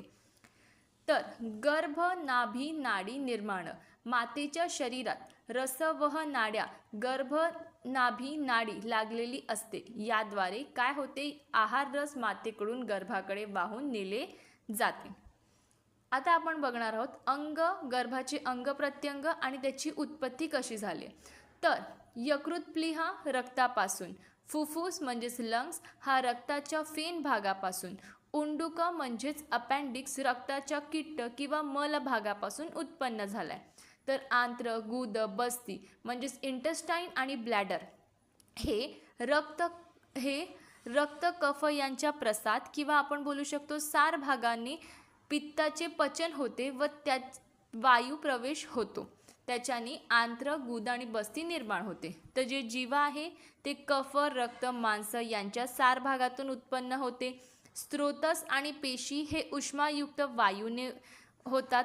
तर सिरा हे मेदाच्या स्नेह भागाच्या मृदू पाकापासून, आणि आपण बघितलं जर मेदाचा खरपाक झाला तर स्नायू उत्पन्न, मृदू पाक झाला तर सिरा उत्पन्न. आशय कसं उत्पन्न होतो तर पोकळी किंवा अवकाश वाढत जाऊन उत्पन्न होतो. वृक म्हणजेच किडनी कसे उत्पन्न होतात तर रक्त व मेद यांच्या सार भागापासून. वृषण हे मांस, रक्त, कफ, मेद यांच्या सार भागापासून. हृदय हे रक्त व कफ यांच्या सार भागापासून. इथे गर्भशारीर कंप्लीट होतो. तर आता आपण बघणार आहोत मर्म शारीर निरुक्ती. मार्यतीति मर्म, मार्यन्ति इति मर्मणि, मारणकरित्वान मर्म, मरण सदृश्य दुःखत्वाद अरुणदत्त अष्टांग हृदय शारीरस्थान चौथा. तर ज्या ठिकाणी आघात झाला असता मरण येते किंवा मरण सदृश्य वेदना, पीडा उत्पन्न होतात त्या ठिकाणास मर्म म्हणतात. म्हणजे ज्या ठिकाणी आघात झालाय म्हणजे ज्या ठिकाणी लागलेलं आहे त्या ठिकाणी मरण सदृश्य म्हणजेच मरणासमान वेदना होतात, पीडा उत्पन्न होतात, त्या ठिकाणाला मर्म असे म्हणतात. ह्याची व्याख्या 3 दिलेली आहेत. तर पहिली, मर्मणी नाम मांसशिरा स्नायव अस्थि संधी सन्निपातः तेषु स्वभाववत एव विशेषेण प्राणस्तिष्ठन्ति. ही सुश्रुतानुसार. सुश्रुत मतानुसार काय सांगितलंय की मांस, शिरा, स्नायू, अस्थि, संधी या 5 ही रचना ज्या ठिकाणी एकत्र आलेले असतात अशा स्थानांना मर्म असे म्हणतात आणि या ठिकाणी प्राणस्थित असते. तर दुसरी डेफिनेशन आहे अष्टांगनुसार. मांस, स्थिर, स्नायू, धमनी, शिरा, संधी समागमः स्नायमर्मयेति च तेनात्र सुतराम जीवितम स्थितम. वाग्भट मतानुसार काय सांगितले की मांस, अस्थि, स्नायू, धमनी, शिरा व संधी एकत्र आलेली असतील अशा स्थानांना मर्म असे म्हटले आहेत आणि तिथे जीवित म्हणजेच काय तर प्राण असते. तिसरी डेफिनेशन, विषम स्पंदनम यत्र पीडेत रुक च मर्म तत। सामान्य लक्षणम पुनर्मर्माणाम पीडेते रुज उत्पत्ती विषम च स्पंदनम। तर असे ठिकाण की ज्या ठिकाणी स्पर्श केला असता विषम स्पंदन जाणवते तसेच पीडन केलेले असते वेदना उत्पन्न होतात ते स्थान म्हणजेच मर्म। तर हे 3 मर्माच्या व्याख्या झाले। आता आपण बघूया संख्या व त्याची स्थान। तर शरीरात एकूण किती मर्म आहेत तर 107 मर्म आहेत। म्हणजेच शाखागत मर्म किती आहेत तर एका शाखेमध्ये 11 आहेत तर शाखा किती आहेत 4 तर असे झाले 44। उर व उदरगत मर्म किती आहेत 12। पृष्ठगत मर्म 14 तर ऊर्ध्वजत्रुगत मर्म 37 असे एकूण झाले 107 मर्म। तर ह्याची ट्रिक तुम्ही असं लक्षात ठेवून देऊ शकतात की शाखागत मर्म 44 आहेत हे तर एक तुम्ही लक्षात ठेवून द्या। उर आणि उदरगत म्हणजेच उर उदरगतला 1-2 असं लक्षात ठेवा। 1-2 म्हणजेच 12 आणि पृष्ठगत मर्मला असं लक्षात ठेवून द्या। आता 1-2 म्हणजेच 1 + 4 = 5 असं पृष्ठगत मर्माला लक्षात ठेवून द्या। आणि 5 म्हणजेच काय तर पंचम म्हणजेच प आणि पृष्ठगत असं करून तुम्ही लक्षात ठेवून देऊ शकतात। आणि ऊर्ध्वजत्रुगत मर्म 37 असे एकूण झाले 107 मर्म। आता आपण बघूया शाखागत मर्म। तर अधः शाखागत मर्म आणि ऊर्ध्व शाखागत मर्म। अधः शाखागत मर्म म्हणजेच आपले जे लोअर लिम्सचे मर्म आणि ऊर्ध्व म्हणजेच अपर लिम्सचे मर्म। तर अधः शाखागत मर्मच्या ठिकाणी काय येते शिप्र, तलहृदय, कुर्च शिर, गुल्फ, इंद्रबस्ती, जानू आणि उर्वी, लोहिताक्ष आणि विटप। तर तेच तुम्ही ऊर्ध्व शाखागत मर्मासोबत कंपेअर केलं तर शिप्र सेम आहे, तलहृदय सेम आहे, कुर्च सेम आहे, कुर्चशीर सेम आहे। जे मी सर्कल केलेले आहे तेच फक्त डिफरंट आहे। म्हणजेच जे अधः शाखात गुल्फ आहे ते ऊर्ध्व शाखात मणिबंध म्हणजेच आपलं व्रिस्ट जॉईंट आहे। जानू जिथे आहे तिथे ऊर्ध्व शाखामध्ये कुरपर म्हणजेच एल्बो जॉईंट आहे। त्याच्यानंतर जिकडे उर्वी आहे तिकडे भावी आहे आणि विटपच्या जागी कक्षधर आहे। फक्त हे 4 डिफरन्सेस आहेत, बाकी सगळं सेम आहे अधः शाखागत आणि ऊर्ध्व शाखागत मध्ये। त्याच्यानंतर येते उरगत, उदरगत आणि पृष्ठगत। तर उरगत मध्ये काय येते 1 हृदय, स्तनमूल 2, स्तनरोहित 2, अपलाप 2 आणि उपस्तंभ 2 म्हणजेच फक्त हृदय 1 बाकी सगळे 2 म्हणजे स्तनमूल 2, स्तनरोहित 2, अपलाप 2 आणि अपस्तंभ 2 असे एकूण झाले 9 उरगत मर्म। उदरगत मर्म 3 असतात, गुद 1, बस्ती 1, नाभी 1। तर पृष्ठगत मर्ममध्ये कटिक तरुण मध्ये 2, कुकुंदर मध्ये 2, नितंब मध्ये 2, पार्श्वसंधी मध्ये 2, बृहती मध्ये 2, अंशफलक मध्ये 2 आणि अंश मध्ये 2 असे टोटल 14 झाले। सगळे 2 आहेत, कटिक तरुण, कुकुंदर, नितंब, पार्श्वसंधी, बृहती, अंशफलक आणि अंश असे एकूण 14 पृष्ठगत मर्म होतात। त्याच्यानंतर ऊर्ध्वजत्रुगत मर्म म्हणजे जे शिर व ग्रीवागत मर्म असतात ते। तर धमन्या 4, मातृका 8, कृकटिका 2, विधुर 2, फण 2, अपांग 2, आवृत 2, उच्छेप 2, शंख 2, स्थपनी 1, सीमंत 5, शृंगाटक 4 आणि अधपती 1। म्हणजेच 4 काय काय आहेत तर धमन्या आणि शृंगाटक ह्या दोन्ही पण संख्येनी 4 आहेत। 5 का आहेत सीमंत, 1 का आहेत स्थपनी आणि अधिपती, 8 का आहेत मातृका आणि बाकी उरलेले सगळे 2 आहेत। परत एकदा बघूया। सर्वात पहिला 1 का आहे तर अधिपती 1 आहे। 2 काय काय आहेत तर कृकटिका, विधुर, फण, अपांग, आवृत, उच्छेप, शंख हे सगळे 2 आहेत। 2 नंतर 4 काय आहेत तर धमन्या 4 आहेत, शृंगाटक 4 आहेत, 5 का आहेत सीमंत आणि 8 का आहेत तर मातृका। त्याच्यानंतर आपण बघूया रचनेनुसार मर्माचे प्रकार। तर रचनेनुसार प्रकार बघितले तर सुश्रुत आणि वाग्भटांचं कंपॅरिझन सांगितलेलं आहे. तर मांसमर्म सुश्रुतानुसार 11, तर वाग्भटानुसार 10, सीरामर्म सुश्रुतनुसार 41, तर वाग्भटनुसार 37, स्नायुमर्म हे सुश्रुतनुसार 27, तर वाग्भटनुसार 26, अस्थिमर्म सुश्रुतनुसार 8, वाग्भटनुसार सुद्धा 8, म्हणजे सेम आहेत. अस्थिमर्म संधिमर्म हे दोन्ही पण वाग्भट आणि सुश्रुतनुसार सेम आहेत. धमनीमर्म सुश्रुतांनी मेन्शन केलं नाही आणि वाग्भटांनी 9 सांगितलेले आहेत. आता हे कसं लक्षात ठेवून देऊ शकतो, तर जे मांसमर्म आहे पहिला सुश्रुतांनी 11 सांगितलं, एक मायनस केलं तर 10 हे वाग्भटांनी सांगितलंय.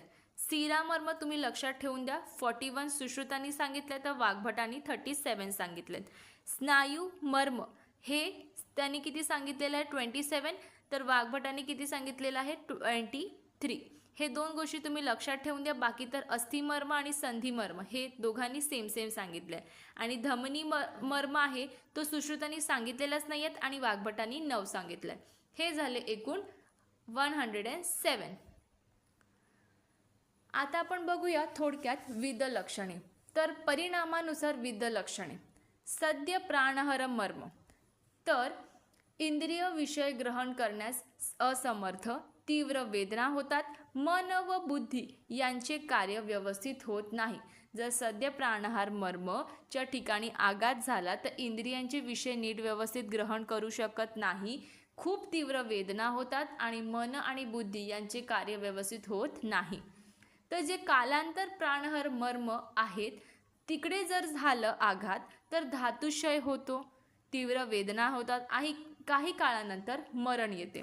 ह्याला कालांतर प्राणहर मर्म असे म्हणतात.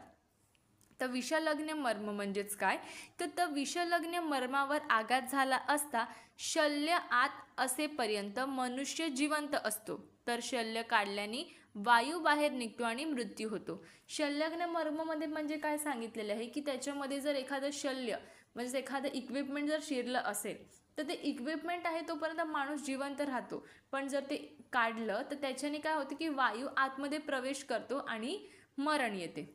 वैकल्यकर मर्म, आघात झाला असता कुशल वैद्याच्या उपचाराने शरीराच्या क्रिया पूर्ववत चालू राहतात, मात्र विकृती उत्पन्न होते.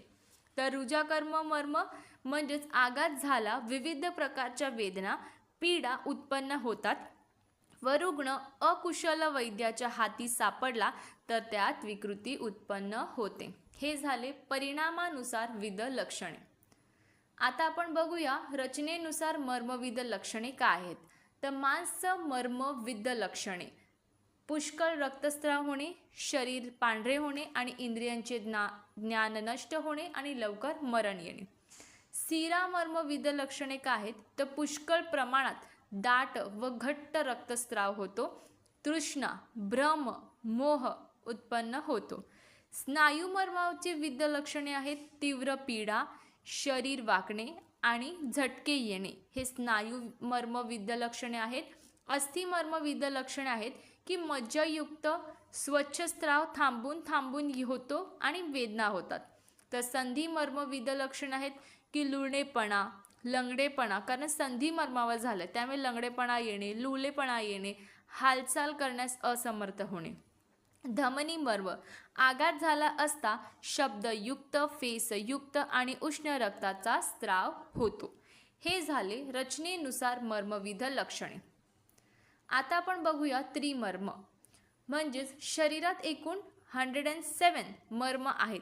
त्यापैकी हृदय, बस्ती व शिर या 3 मर्मांचा उल्लेख चरकाचार्यांनी त्रिमर्मात केला आहे. हे तिन्ही अव्यय महत्त्वपूर्ण आहेत आणि हे तीनही प्राणाचे आश्रयस्थान आहेत. या मर्मावर जर आघात झाला असता तर सद्य मरण प्राप्त होते, म्हणजेच माणूस लगेच मरून जातो. म्हणून या अवयवांना आधुनिक शास्त्रात व्हायटल ऑर्गन्स असे म्हणतात. हृदय, शिर, बस्ती या 3 मर्मांना त्रिदंड म्हणजेच ट्रायपॉड ऑफ लाईफ असेही म्हटले आहे. तर इथे त्रिमर्म आणि मर्म हा टॉपिक पूर्ण कंप्लीट होऊन जातो. इथे तुमचे सगळे आयुर्वेदाचे चॅप्टर्स कंप्लीट केलेले आहेत. जर व्हिडिओ आवडलास तर लाईक, शेअर अँड सबस्क्राईब करा.